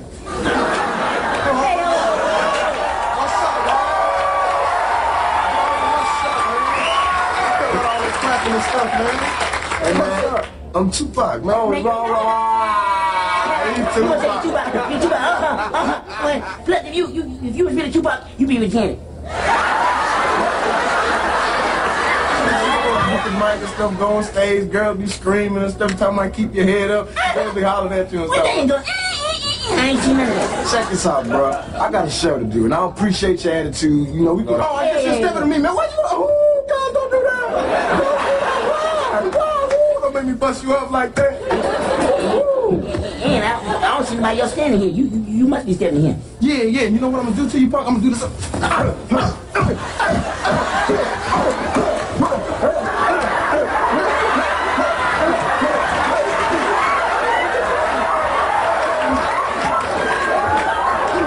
best watch yourself. And I'm his main man. So you know what he gonna do you wrong. Yeah. You know what I'm gonna do to you? What? Oh, well, let's get it on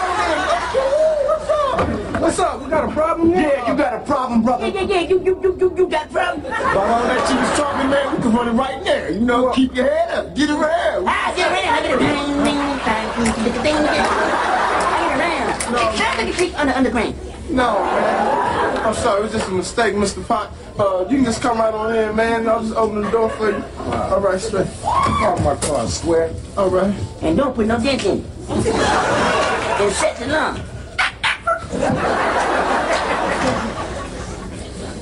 Hey, man. Oh, man. What's up? Let me put some dishes. You sold me out, man. No. There's another party down here, man. Oh, straight. You know how I get around. Oh, you get around?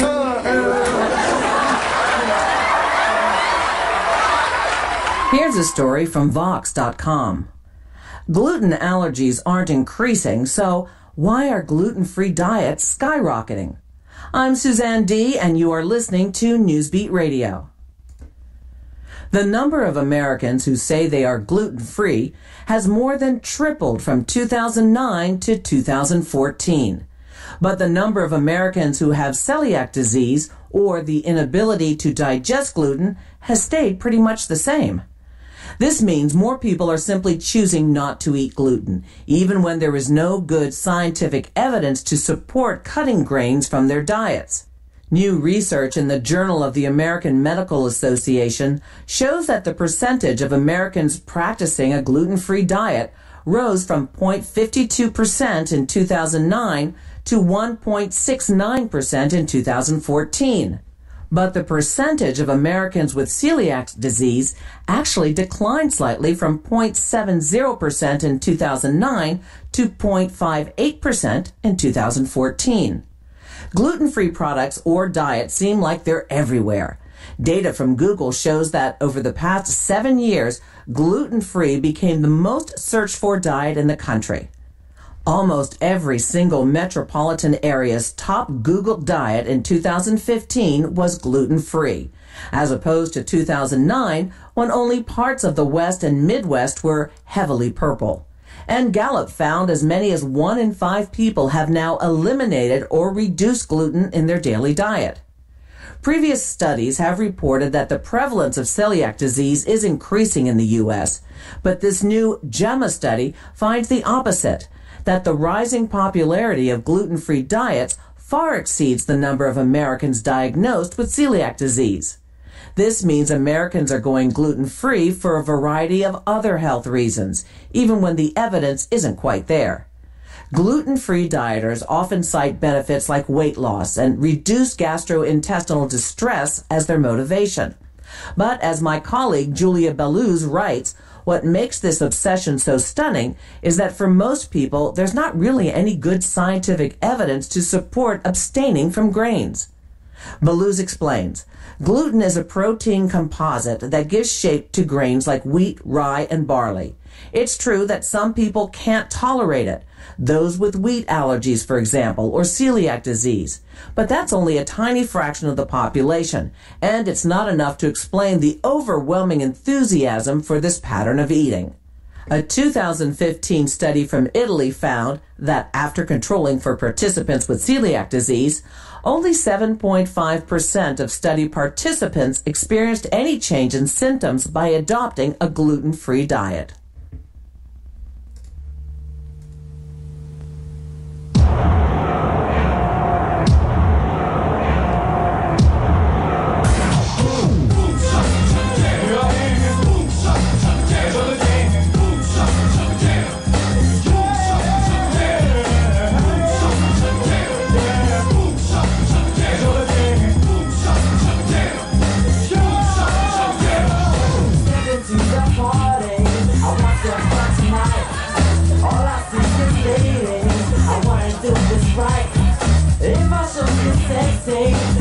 can get it on.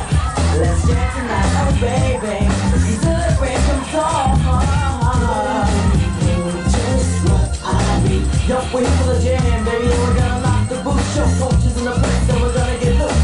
Good, ecstasy. Let me play with your body. Come to the ass.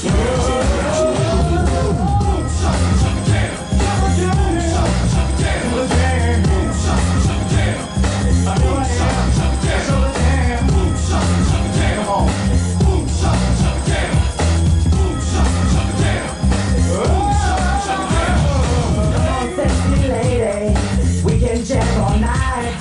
Baby, don't be scared, I promise everything's alright.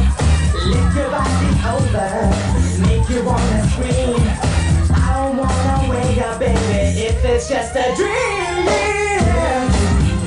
Just what I need.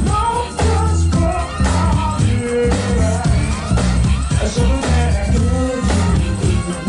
Ecstasy, let me play with your body.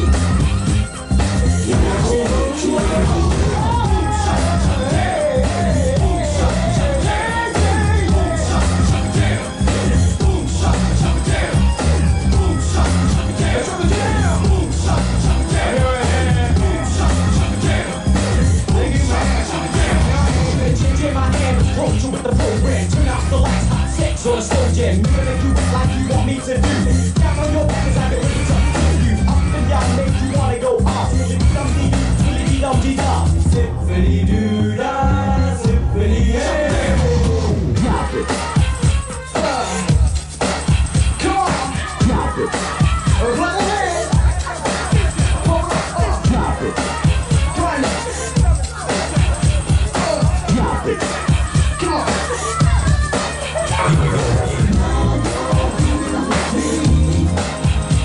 I wanna rock you and make you feel so good, oh baby.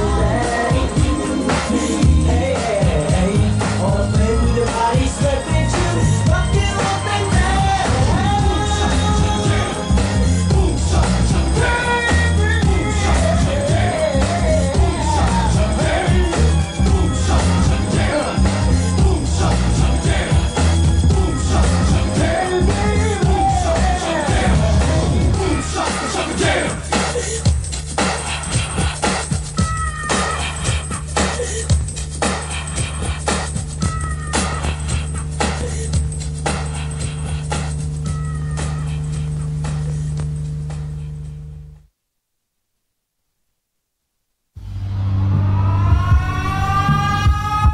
You're tuned in with Robin Lee.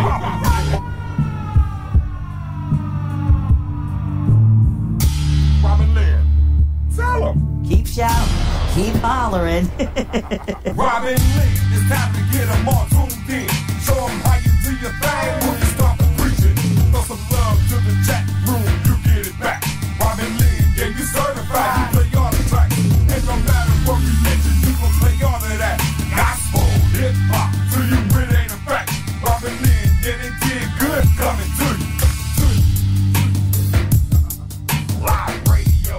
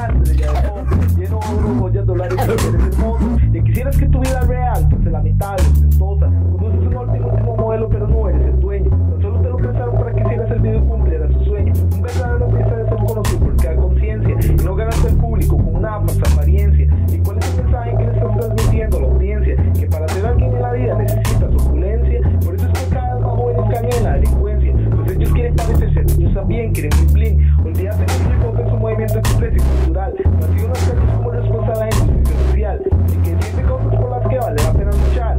Como tú, que te van a gloriar en lo material. Y si en esos momentos sientes ganas de callarme, y eres tan causa como dices, te encanta silenciarme. Y si quieres, puedes traer todo tu arsenal. Porque rapeando realmente no eres tan bueno. Además, ya tus armas no les tengo miedo. Pues con mis rimas voy a despedazarte el ego. Y cuando pase, estarás llorando como un niño de maternal. Y en ese momento habrá terminado el juego.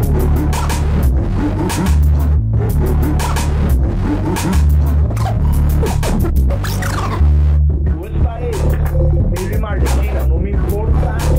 Si te doy ahí si quieres, saca cita a mi oficina porque te puedo enseñar el arte de rapear. Tú esta es mi rima argentina, no me importa.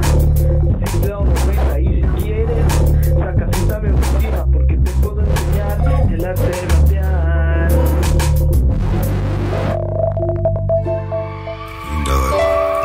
Yeah. PK273 Records. Yeah, I'ma keep getting money to the day I stop breathing. You dig that? You dig that? Cold in the mud, got that connect like a plug. Mommy straight show me the love, and she keep it wet like a tub. Why when they see us, I pop it, flip it, bring it back with no grievance. Catch a stem up in the say you could keep it. Haters acting like they don't know my English. I'm a ballin' to the day I stop breathing. I'm a ballin' to the day I stop breathing. Yeah, they go out when they see us. Count it up, the team and break it even. I'm a ballin' to the day my life ceases. I got a little bad bitch ride my pivot like a bike. Fuck the pedals, fuck the pedals. Up on the nigga like Lego. Incredible. Flipping them edibles. She tell me, PK, you loving me so wrong. She right, like plus with no light. Finessing the hell out the dro. Shawty be ready to blow, but I stay into the dough. Man, I'm insane with the flow. Verses that crack, no additives. These rappers just rap. Sitting on bars, no adjectives. They don't know my English. They don't know my English. They don't know my English. All adjectives. I show them no love. Bitch, I get dirty than mud. Bitch, I'm straight out of the mud. Money showers. Haters ain't feeling that drill. Be like my roof and take a trip. Cold in the mud, got that connect like a plug. Mommy straight show me the love, and she keep it wet like a tub. Why when they see us, I pop it, flip it, bring it back with no grievance. Catch a stem up in the say you could keep it. Haters acting like they don't know my English. I'm a ballin' to the day I stop breathing. I'm a ballin' to the day I stop breathing. Yeah, they go out when they see us. Count it up, the team and break it even. I'm a ballin' to the day my life ceases. I can't wait till I pull up in the Bentley. Let me find out that the look on your face that you're all in your feelings. These rappers have all of these tendencies. Weed, alcohol plus money and sex. My dependencies. I show them no love. Bitch, I get dirty than mud. Bitch, I'm straight out of the mud. I'm going back to kill the gang. May she rest in peace. May she always been the recipe for disaster. Rap my city to the death of me. It will want me the flame. They know I am to blame. Man, I'm insane with the flow. Verses that crack, no additives. These rappers just rappers. Like shitting no bars, no adjectives. Let them burn me, let them be burned. Bitch, never. Caught in the mud, got that connect like a plug. Mommy straight show me the love, and she keep it wet like a tub. Why when they see us, I pop it, flip it, bring it back with no grievance. Catch a stem up in the say you could keep it. Haters acting like they don't know my English. I'm a ballin' to the day I stop breathing. I'm a ballin' to the day I stop breathing.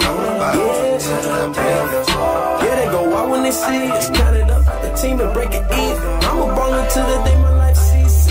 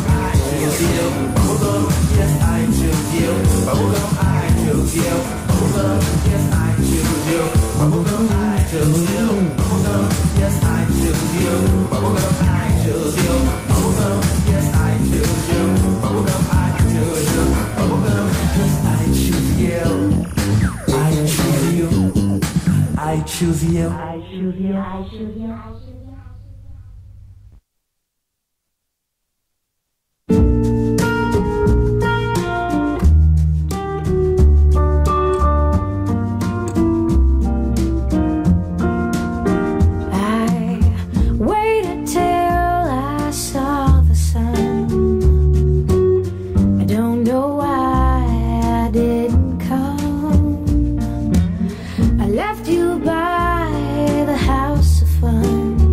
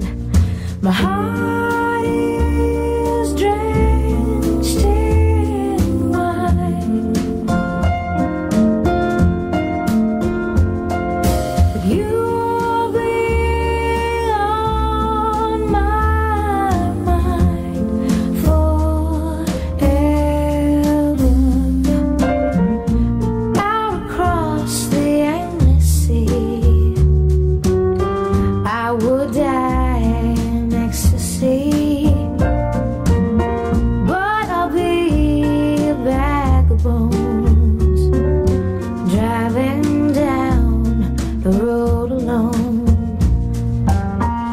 My heart is drenched in wine,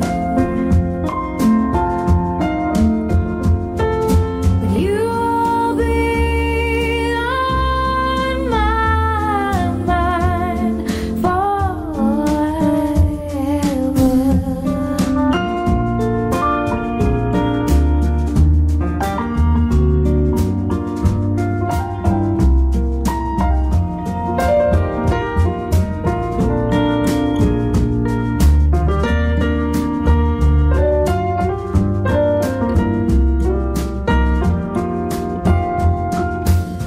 Something has to make you run. I don't know why I didn't come. I feel as empty as a drum. I don't know why I didn't come. I don't know why I didn't come. I don't know why I didn't come.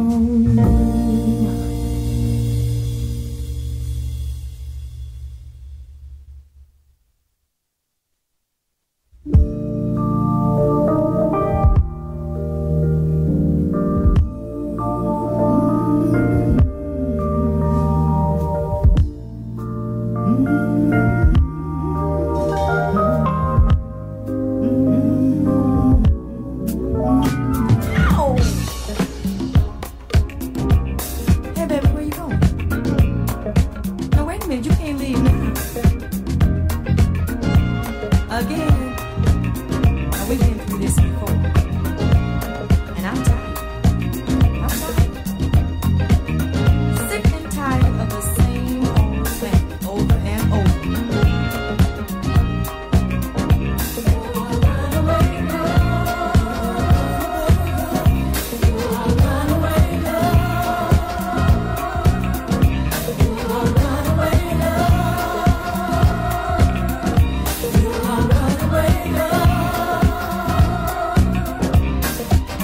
You think you're slick here playing with my feelings. You keep messing around playing with my heart. I find the things that you say they don't have no meaning, and that is why I know we're gonna have to part.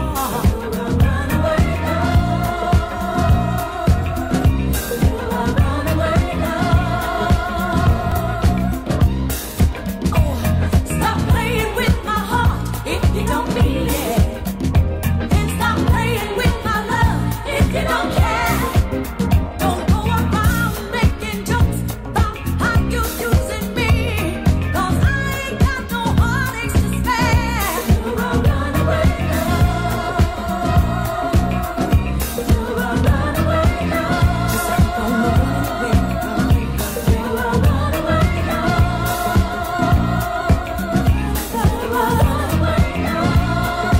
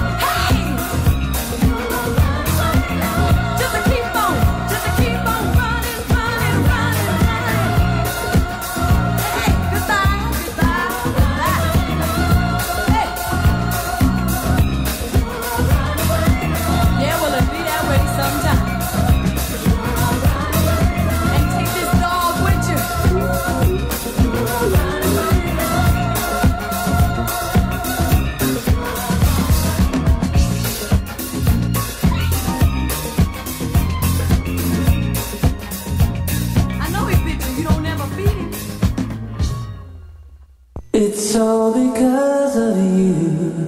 I'm feeling sad and blue. You went away, now my life is just a rainy day. And I love you so, how much you'll never know.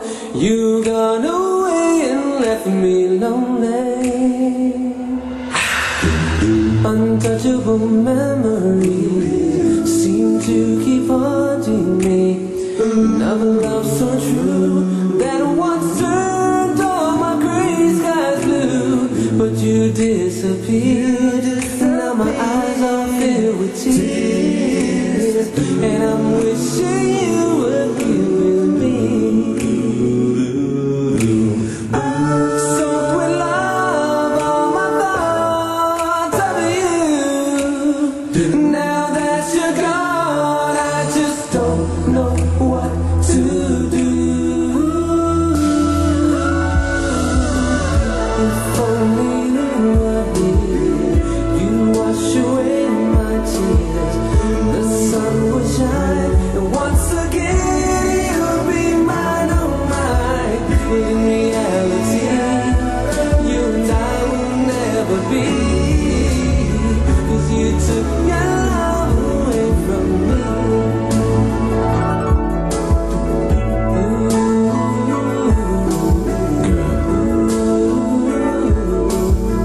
I don't know what I did to make you leave me, but what I do know is that since you've been gone, there's such an emptiness inside. I'm wishing you would come back to me. If only you were here, you'd wash away my tears. The sun would shine, and once again you'll be mine, oh mine. But in reality, you and I will never be, 'cause you took your love away from me, oh baby. And you took your love away from me.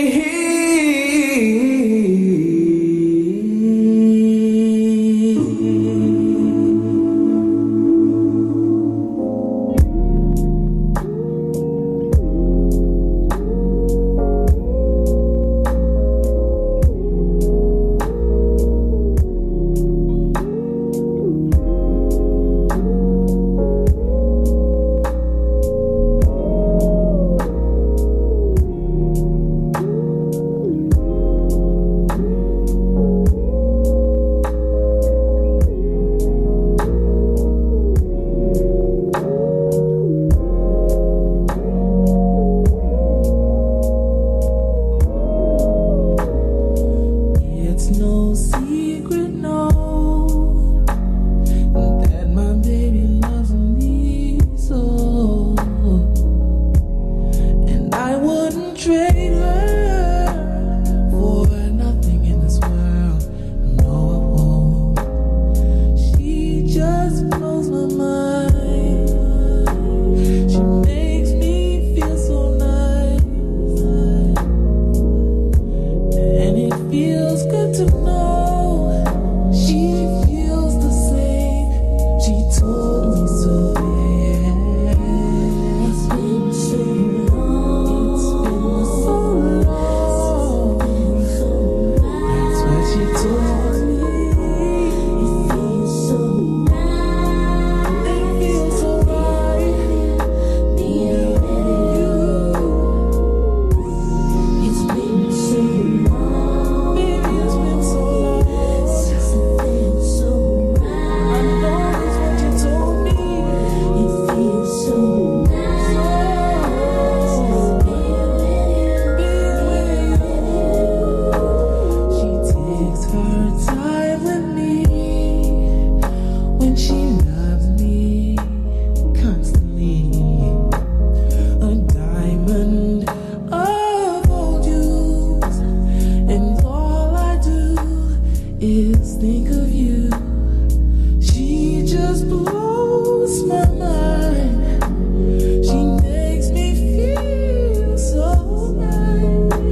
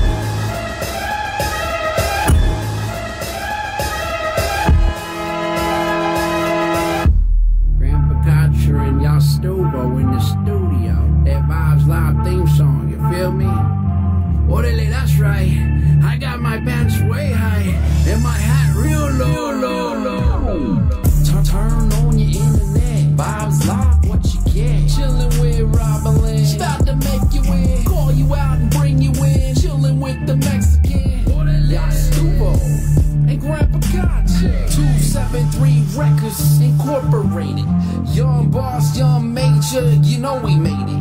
Ike LSBK, Robin Lynn sponsoring video with Pastor Troy and West Music. Shelly Garrett getting it, cutting at the barbershop. Willie Brown, light skinned Bobby Brown. Judge Joe Brown, T.Y. Warm Bomb, baby radio, North State Radio.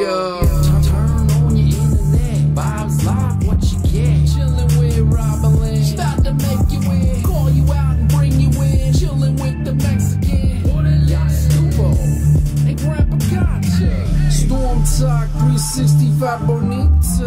Claireborn, she's a superwoman, yeah. Tina Hobson, Miss Savvy Pro. Patrice Jackson, mass media, yeah. Maven, Robin Lynn Maven. Worldwide distribution. Ted Brown Corporation. That's Girl Outfitters. Club Foodie, the Bad Brad Berkowitz Shop. Run It Down Production. Caper, Dark Star Records. With that real slick money. Auntie with that gummy. Grandpa Al Cello. Sisters in Motion. Turn on your internet. Bob's Live, what you get? Chillin' with Robin Lynn. Start to make you in. Call you out and bring you in. Chillin' with the Mexican. Yastubo and Grandpa Gotcha. Turn on your internet. Bob's Live, what you get? Chillin' with Robin Lynn. Start to make you in. Call you out and bring you in. Chillin' with the Mexican. Yastubo and Grandpa Gotcha. Now that's what I'm talking about right there, you know what I'm saying? We done did that, you know what I'm saying? Hey, Mr. Clean Cut, man, done did that. Hey, Yastubo, you did alright, man. Orale, what's your problem, Holmes? You can't be talking about me like that, eh? It hurts my feelings, eh? I'll talk to you later, Holmes, on the next one. VibesLive.com.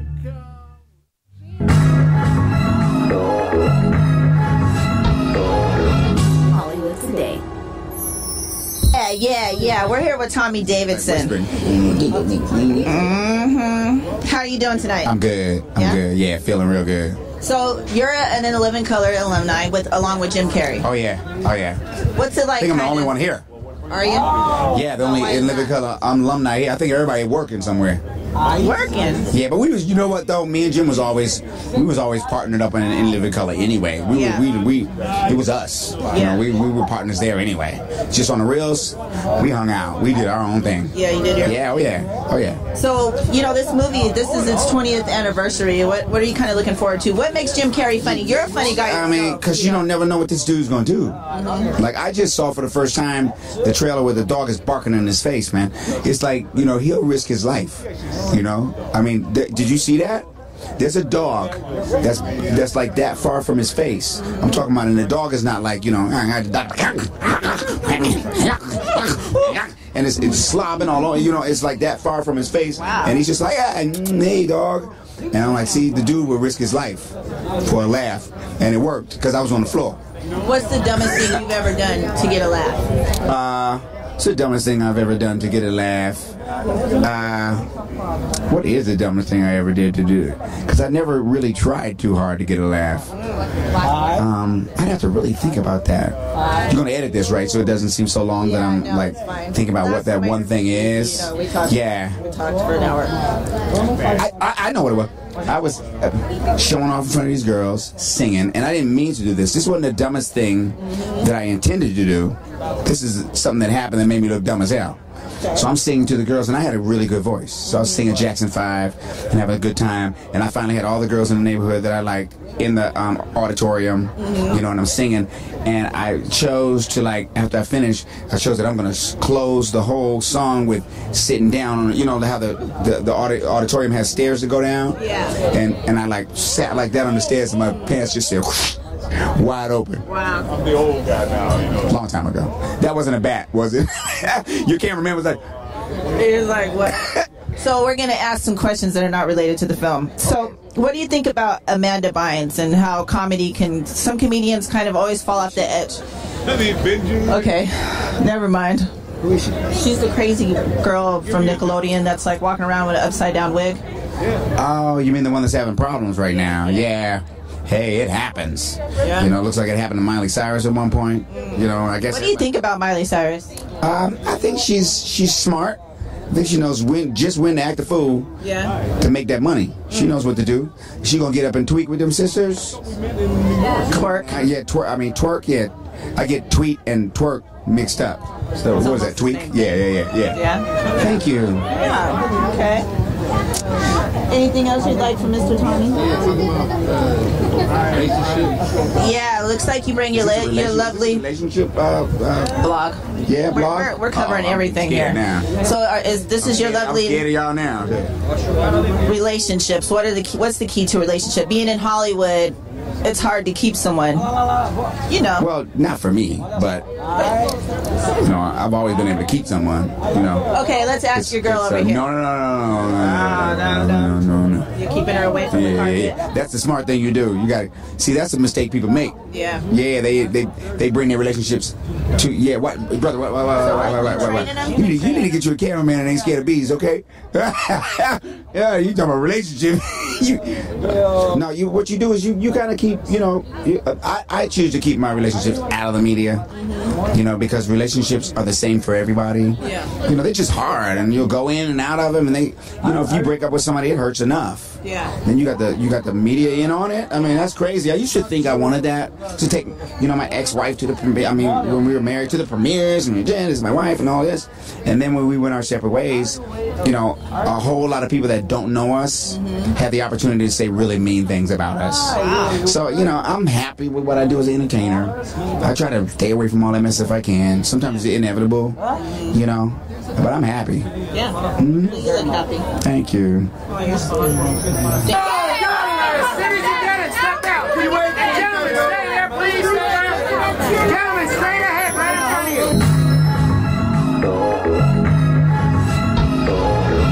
Hollywood Today. Here's a story from Newsbeat.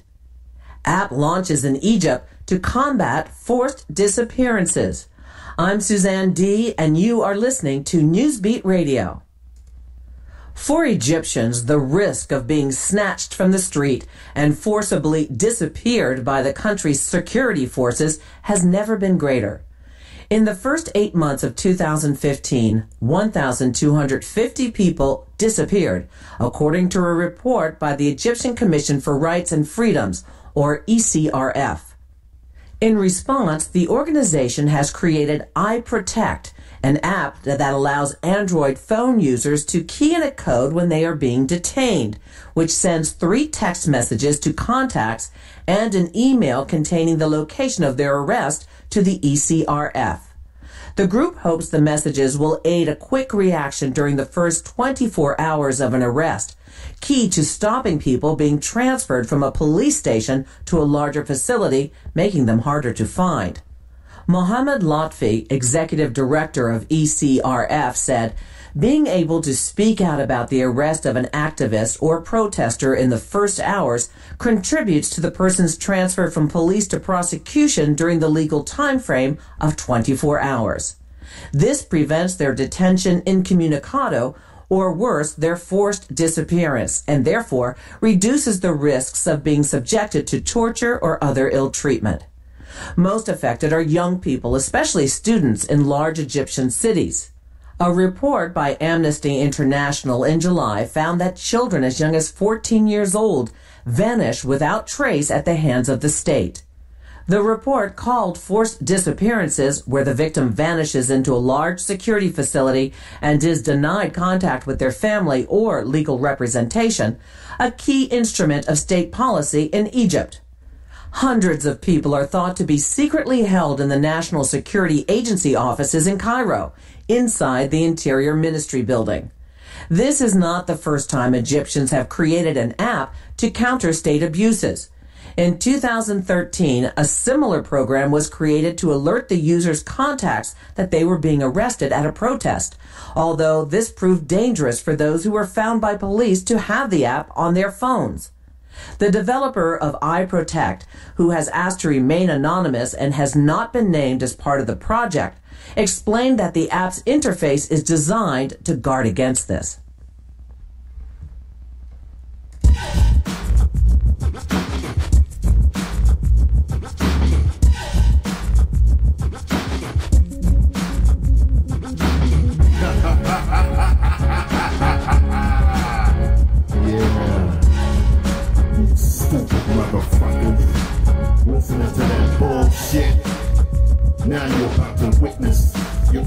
Yeah, the dopest shit you ever heard. Real shit. We're talking ragged shit. Shit that can't be fucked with. Coast to coast. We are Ragged Production.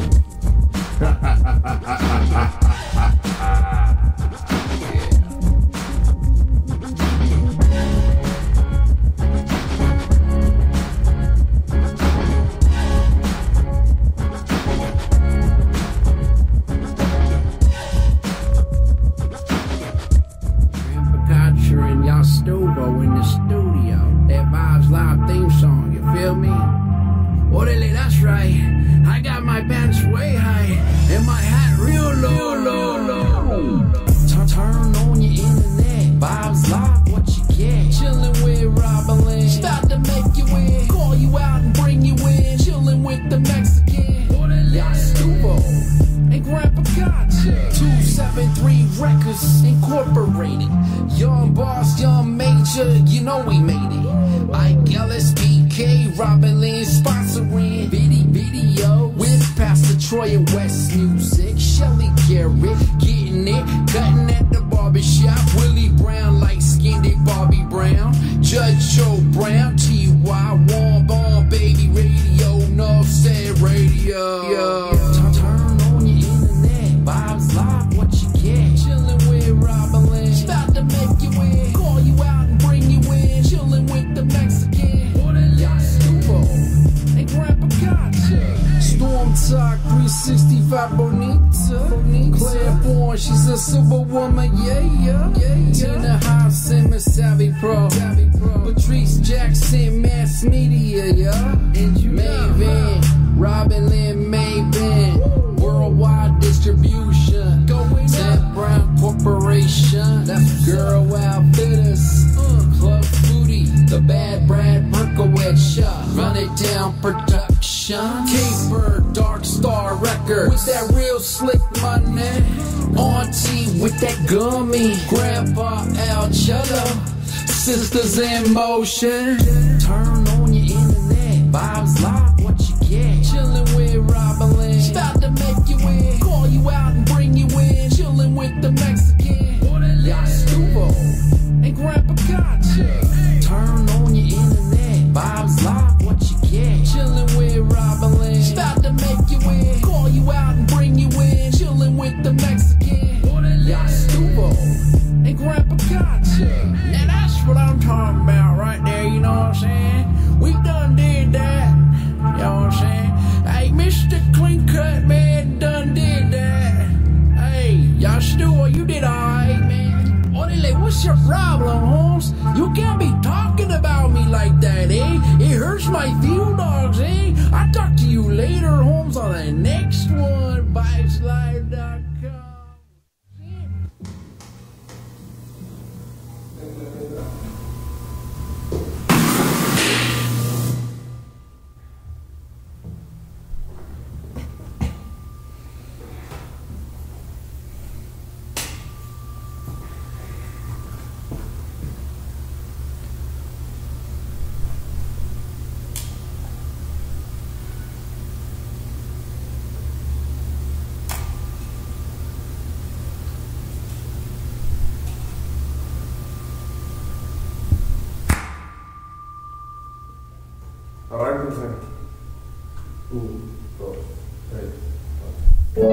Mi cuerpo desvaneces, muy pesado para continuar.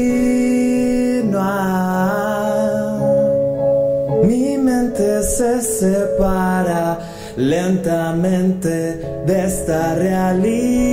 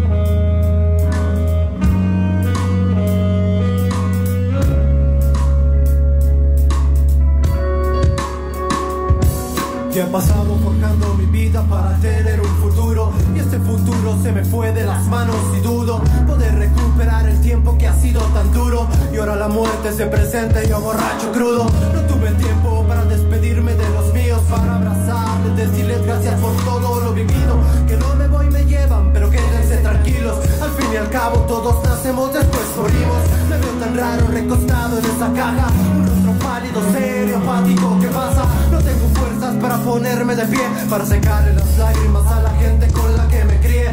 Me llevo conmigo lo que de niños hicimos, cuando crecimos, sonreímos y todo lo que nos debimos. A los que quiero y estimo, de corazón les digo que fui sincero con ustedes, sé que ustedes conmigo. Yo no lo entiendo todo, sé que nada es para siempre. Disfruta tus seres queridos y no de repente la muerte llega por ti y ella no se arrepiente. La vida es corta, que el dinero no es suficiente. Por eso hoy no traigo maleta y nada material. Me vine solo con mi cuerpo y nada más. Les pido que nunca traicionen mi ideal, que a mí no me entierren con la banda, que me toquen rap.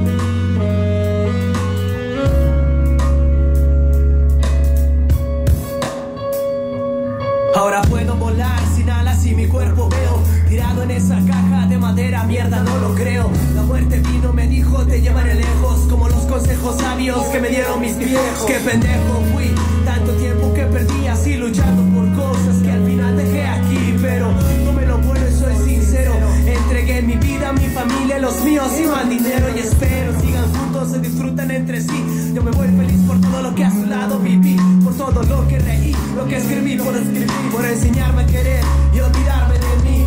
Me voy de esta vida, dejo lo material, así para morir antes de dejar todo atrás. Yo solo les pido que respeten mi ideal, que a mí no me entierren con la banda, que me toquen rap.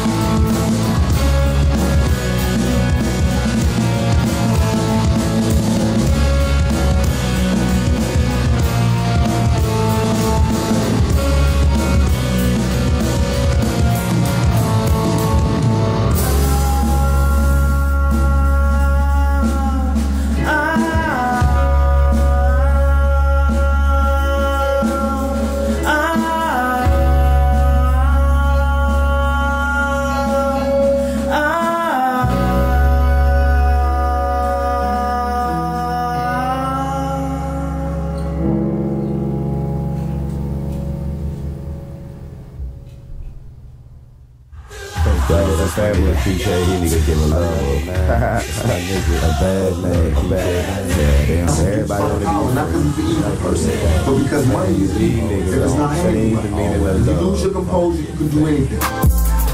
I've been so hip to this shit, and I've been so hip to this shit, and I've been so hip to this shit, man, I've been so hip to this shit. Got niggas like us in the fence, fuck niggas y'all straddle the fence. I've been so hip to this shit, man, I've been so hip to this shit, man, I've been so hip to this shit, man, I've been so hip to this shit.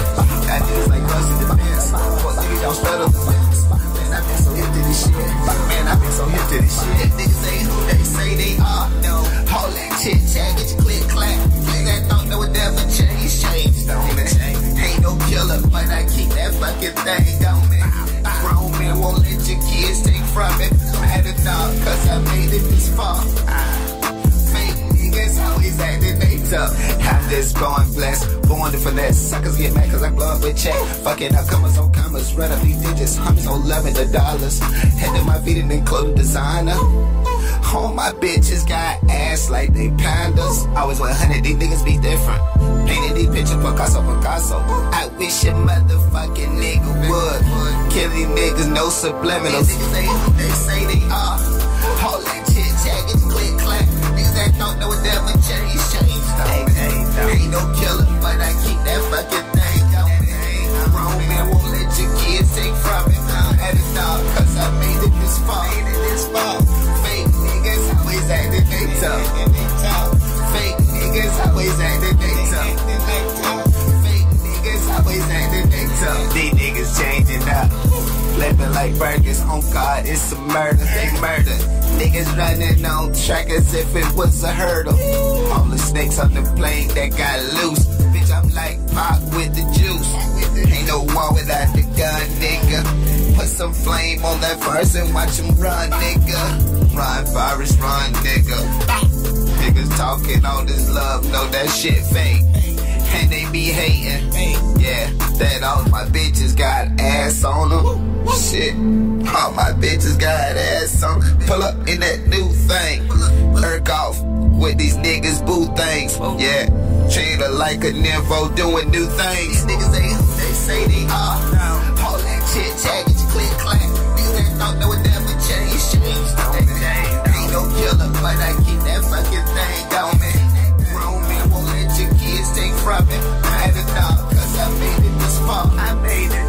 Fake niggas always acting they tough. Fake niggas always acting they tough. Fake niggas always acting they tough. That's my nigga. Yeah. I ain't got nothing but love for that nigga. That nigga be getting cool as a bitch. Yeah. That nigga be behind my back trying to stab me and shit.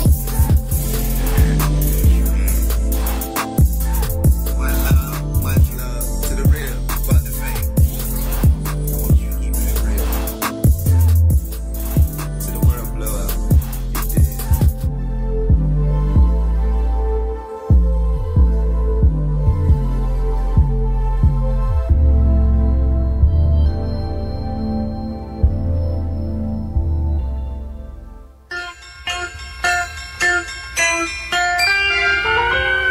Don't let it cry. Don't let that little girl cry.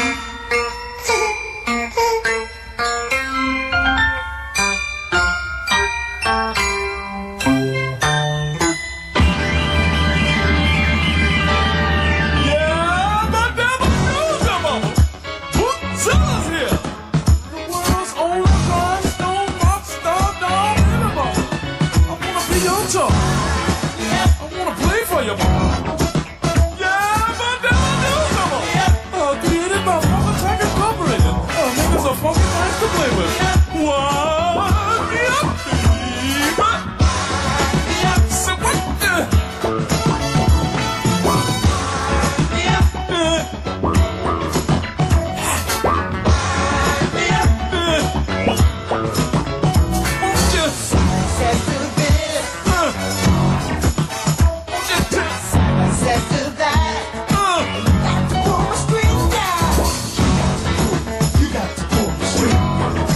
Rockstar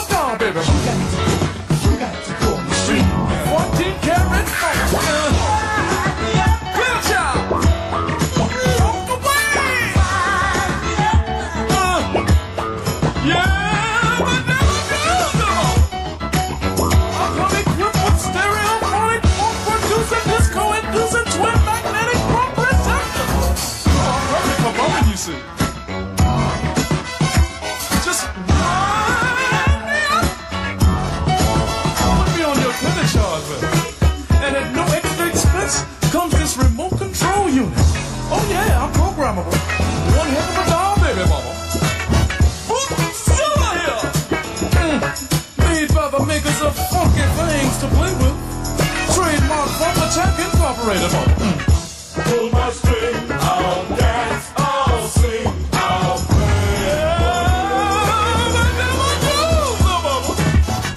Wind me up, I'll dance, I'll sing, I'll dance and sing.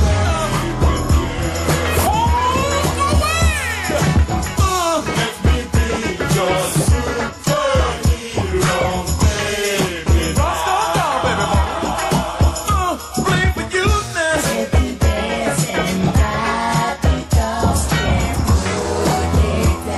Oh, they can't boogie. I'm a boogie woogie, baby. If you wanna see me boogie, all you gotta do is wind me up.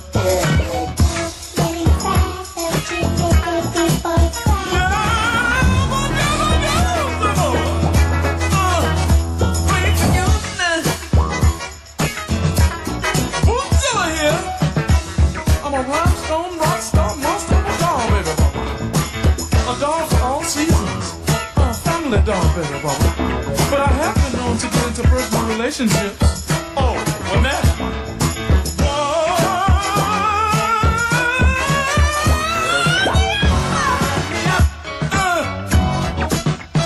You got the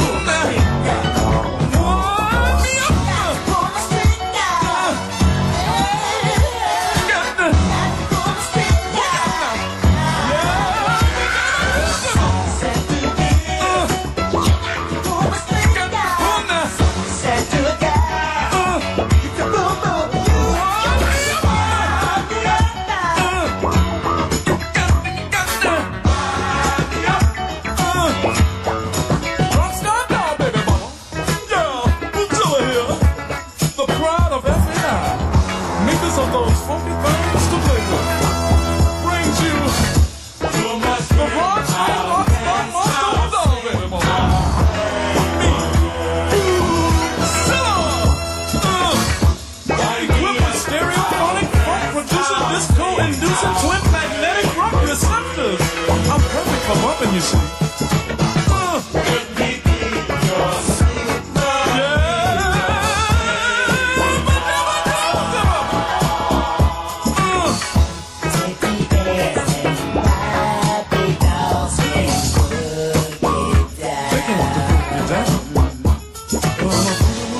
If you wanna see me boogie, all you gotta do is wind me up.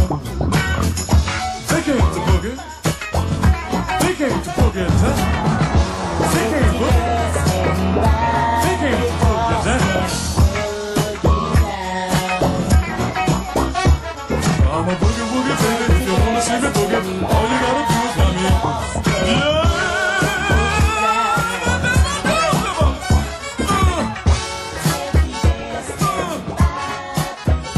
They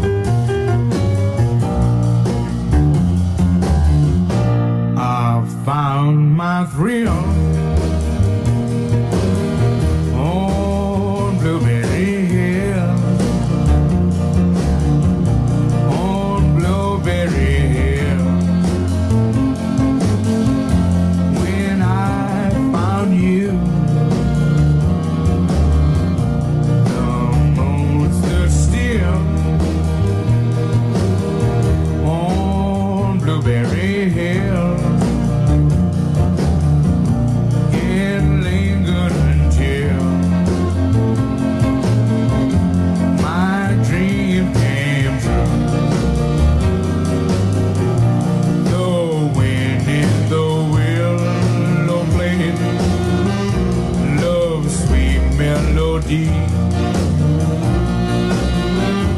But all of those vows you made are never to be. So we're apart. You thought of me still. For you on my thrill. On Blueberry Hill. The wind in the willow play. Low sweet melody. But all of those vows you made were only to be. So we're apart. You thought of me still. For you on my thrill.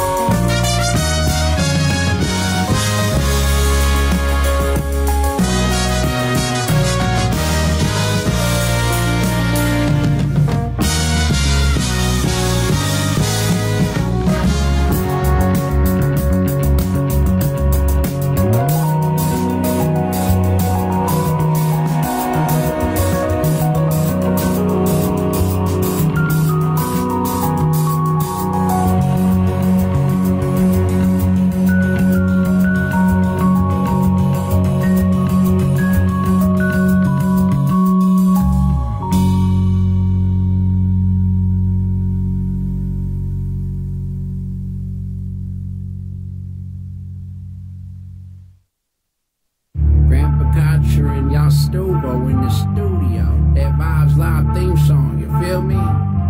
Orderly, that's right. I got my pants way high and my hat real low, low, low. Turn on your internet. Vibes Live, what you get? Chillin' with Robin Lynn. About to make you in. Call you out and bring you in. Chillin' with the Mexican. Y'all Stuvo and Grandpa Gotcha. 273 Records Incorporated. Young boss, young major, you know we made it. Like LSBK, Robin Lynn sponsoring video with Pastor Troy and West Music. Shelly Garrett getting it, cutting at the barbershop. Willie Brown, light skinned Bobby Brown. Judge Joe Brown, T.Y. Warm Bomb, Baby Radio, North Said Radio. Turn on your internet, Vibes Live, what you get? Chillin' with Robin Lynn. About to make you in. Call you out and bring you in. Chillin' with the Mexican. Y'all Stuvo and Grandpa Gotcha. Storm Talk 365 Bonita. Claiborne, she's a superwoman, yeah. Tina House, Simmons, Savvy Pro.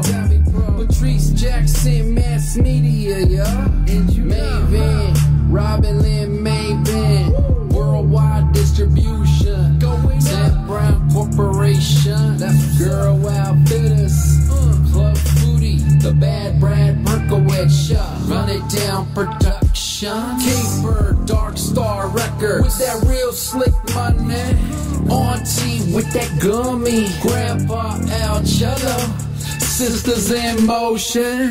Turn on your internet. Vibes Live, what you get? Chillin' with Robin Lynn. About to make you in. Call you out and bring you in. Chillin' with the Mexican. Y'all Stuvo and Grandpa Gotcha.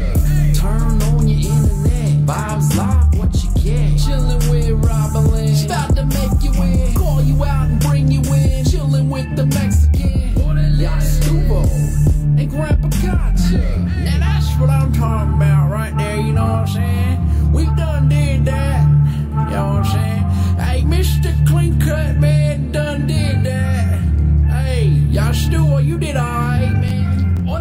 What's your problem, Holmes? You can't be talking about me like that, eh? It hurts my feelings, eh? I'll talk to you later, Holmes, on the next one. BikeSlive.com. Have we decided on anything? Yes, I have a white wine. Okay. And for you, miss?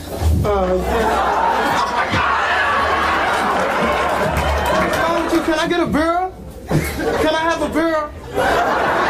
Dog, he act like he seen a baboon or something.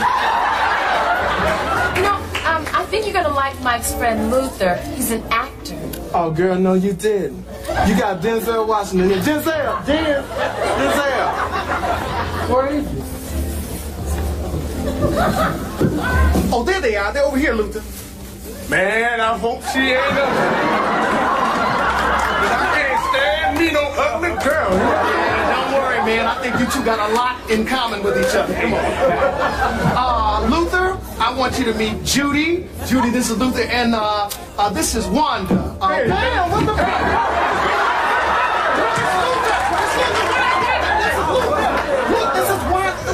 Luther! It's not gonna work. I got to go. I have to go. Girl, I got a reputation. I have a reputation to uphold. Now, do I look like I'd be attracted to somebody like that? Hey, man, she is fine. That's a bad man, Gemma. So, Luther, Mike tells me you're an actor. I can't seem to place your face. Oh, that's because I do a lot of radio acting, you know, that type of thing. You know, mostly commercials and voiceover work. Well, you need to move your voice over there and take your ugly face with you. Hey, baby, I go anywhere you want, Wanda. My heart is pounding for you. Well, my ass is itching. You need to lose yourself. Wanda, just hang in there, right? Girl, no, girl, he looks like an ostrich on crack, girl. He needs to put his head in the ground. I can't take it. Would you just give him a chance to write for me? You set me up with your brother. Well, my brother's good looking. Hell, he looks just like me. Please, Wanda. Please. Oh, you make me sick if you were my best friend. Baby, you smell good. What you wearing? Speed stick? And your eyes are so beautiful. I know this. Why don't you go be a victim of a drive-by or something? Baby, I think I hear your lips calling me. Yes, they are. And baby, I want to sex you up. I want to hose you down. Hey, listen to me. You know, I can act real. I mean, real ugly. I know you can act like you can probably get an Oscar for it. For best supporting ugliness goes to Rollo Jackson. You know, Wanda, looks aren't everything. I think he's actually quite smart. Well, if he's so smart, how come he can't cure ugliness? You know, why don't you just chill out? You know, I really like this guy, and you are blowing it for me. I'm your best friend. I even loaned you that dress. Girl, you can have this little funky dress and these drawers, too.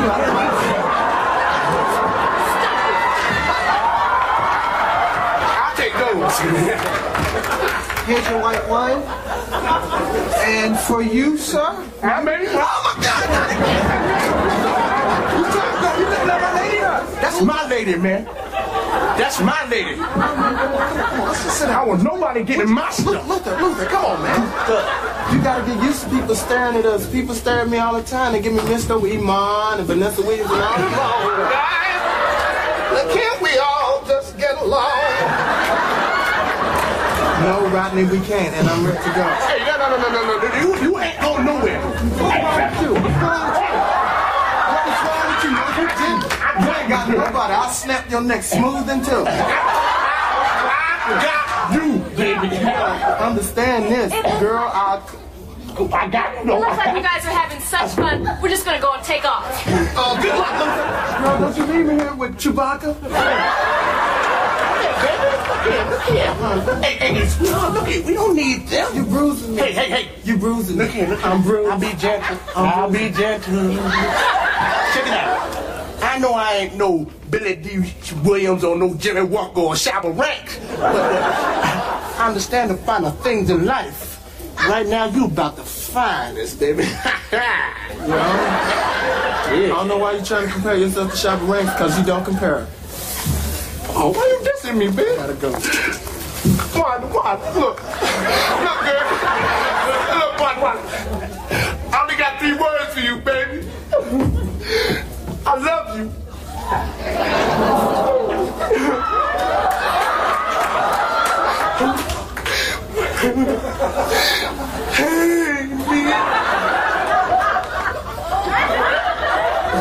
Hey, say you love me?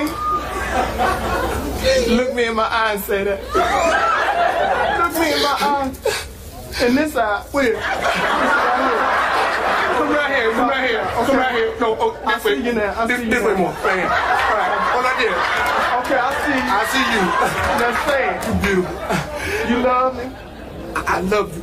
When you rock my world.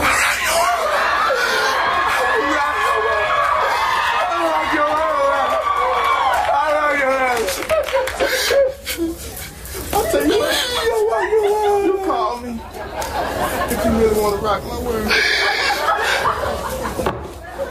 My Wanderilla.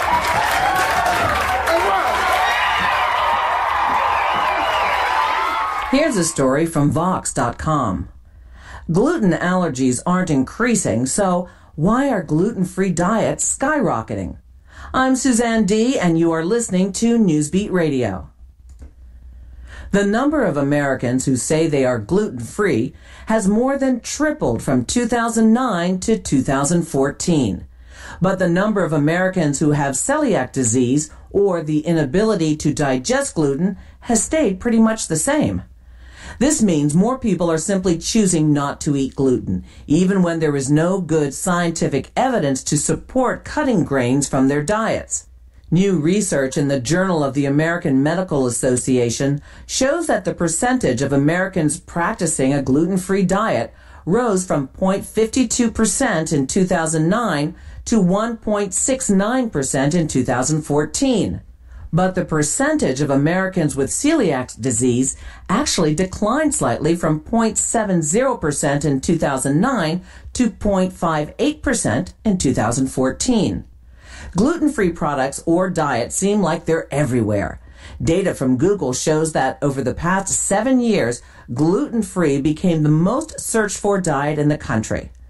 Almost every single metropolitan area's top Google diet in 2015 was gluten-free, as opposed to 2009 when only parts of the West and Midwest were heavily purple. And Gallup found as many as 1 in 5 people have now eliminated or reduced gluten in their daily diet.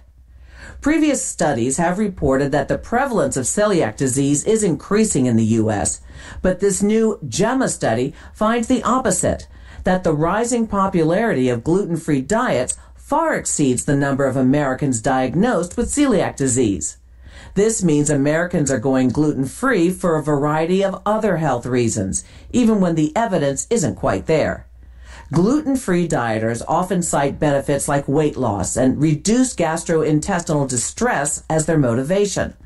But as my colleague Julia Belluz writes, what makes this obsession so stunning is that for most people, there's not really any good scientific evidence to support abstaining from grains. Belluz explains, gluten is a protein composite that gives shape to grains like wheat, rye, and barley.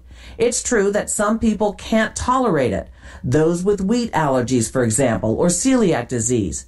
But that's only a tiny fraction of the population, and it's not enough to explain the overwhelming enthusiasm for this pattern of eating.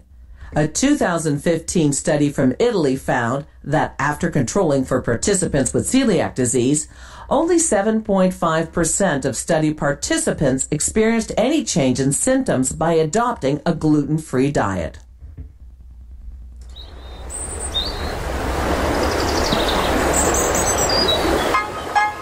Ain't no telling what I'm finna be on. Hey, I'm beyond all that fuck shit. Hey, lil' mama, would you like to be my sunshine? Nigga, touch my game, we gon' turn this shit to Columbine. Ice on my neck cost me 10 times 3. $30,000 for a nigga to get free. I just hit Rodeo and I spend like like 10 G's. I just did a show and spent the check on my mama.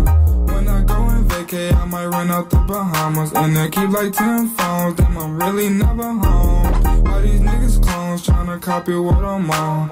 Nigga, get your own, tryna pick a nigga bone. Wait till brother Skip, boy, I had a good day. Metro PCS, trapping bone, making plays. 50 shades of gray, beat that pussy like Hulk Hogan. I know you know my slogan, if it ain't about guap, I'm gone. Niggas hating cause I'm chosen from the concrete I had rolled. Shorty staring at my necklace cause my diamonds really froze. Put that dick up in her pussy, bet she feel it in her toes. I'm a real young nigga from the 6 throwing balls. I'm a real young nigga from the 6 throwing balls. Real young nigga from the 6 throwing balls. In the middle of the party, bitch, get off me. Goddamn. In the cut, I'm rolling up my broccoli. Goddamn. Yeah, I know your baby mama fond of me. Goddamn. All she wanna do is smoke that broccoli.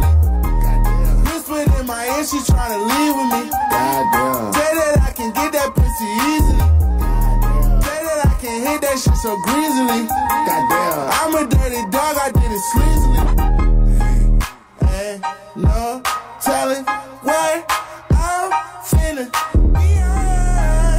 Hey, hey, I'm beyond all that fuck shit. Hey, no telling what I'm finna, hey, beyond. Hey, hey, said I'm beyond all that fuck shit. Hey. I got companies and pesos, I got people on my payroll. She don't do it unless I say so. I don't smoke if it ain't fuego. I should sauce them up like Prego, fettuccine with Alfredo. All I wanted was the fame in every game they made on Sega. I was 5 or 6 years old when I had told myself, okay, you're special, but I treat you like my equal, never lesser. I was 26 years old when we had dropped this one amazing record. Had the world stepping, that's what I call epic. Couple summers later, I got paper. I acquired taste for salmon on a bagel with the capers on a square plate. At the restaurant with the why you gotta stare face to know I either ball or I record over the stand bass. Rapper face, dread-headed, golden diamond teeth wearing. They just mad cause I got that cheese, bitch, I keep daring. Turned up at the party, getting lit the yachty. With a Spanish Barbie, word to my mommy. In the middle of the party, bitch, get off me, off me. In the cut, I'm rolling up my broccoli. Yeah, I know your baby mama fond of me, she fond of me. All she wanna do is smoke that broccoli. Whispering in my ear, she tryna leave with me, she wanna fall. Say that I can get that pussy easily. Say that I can hit that shit so greasily.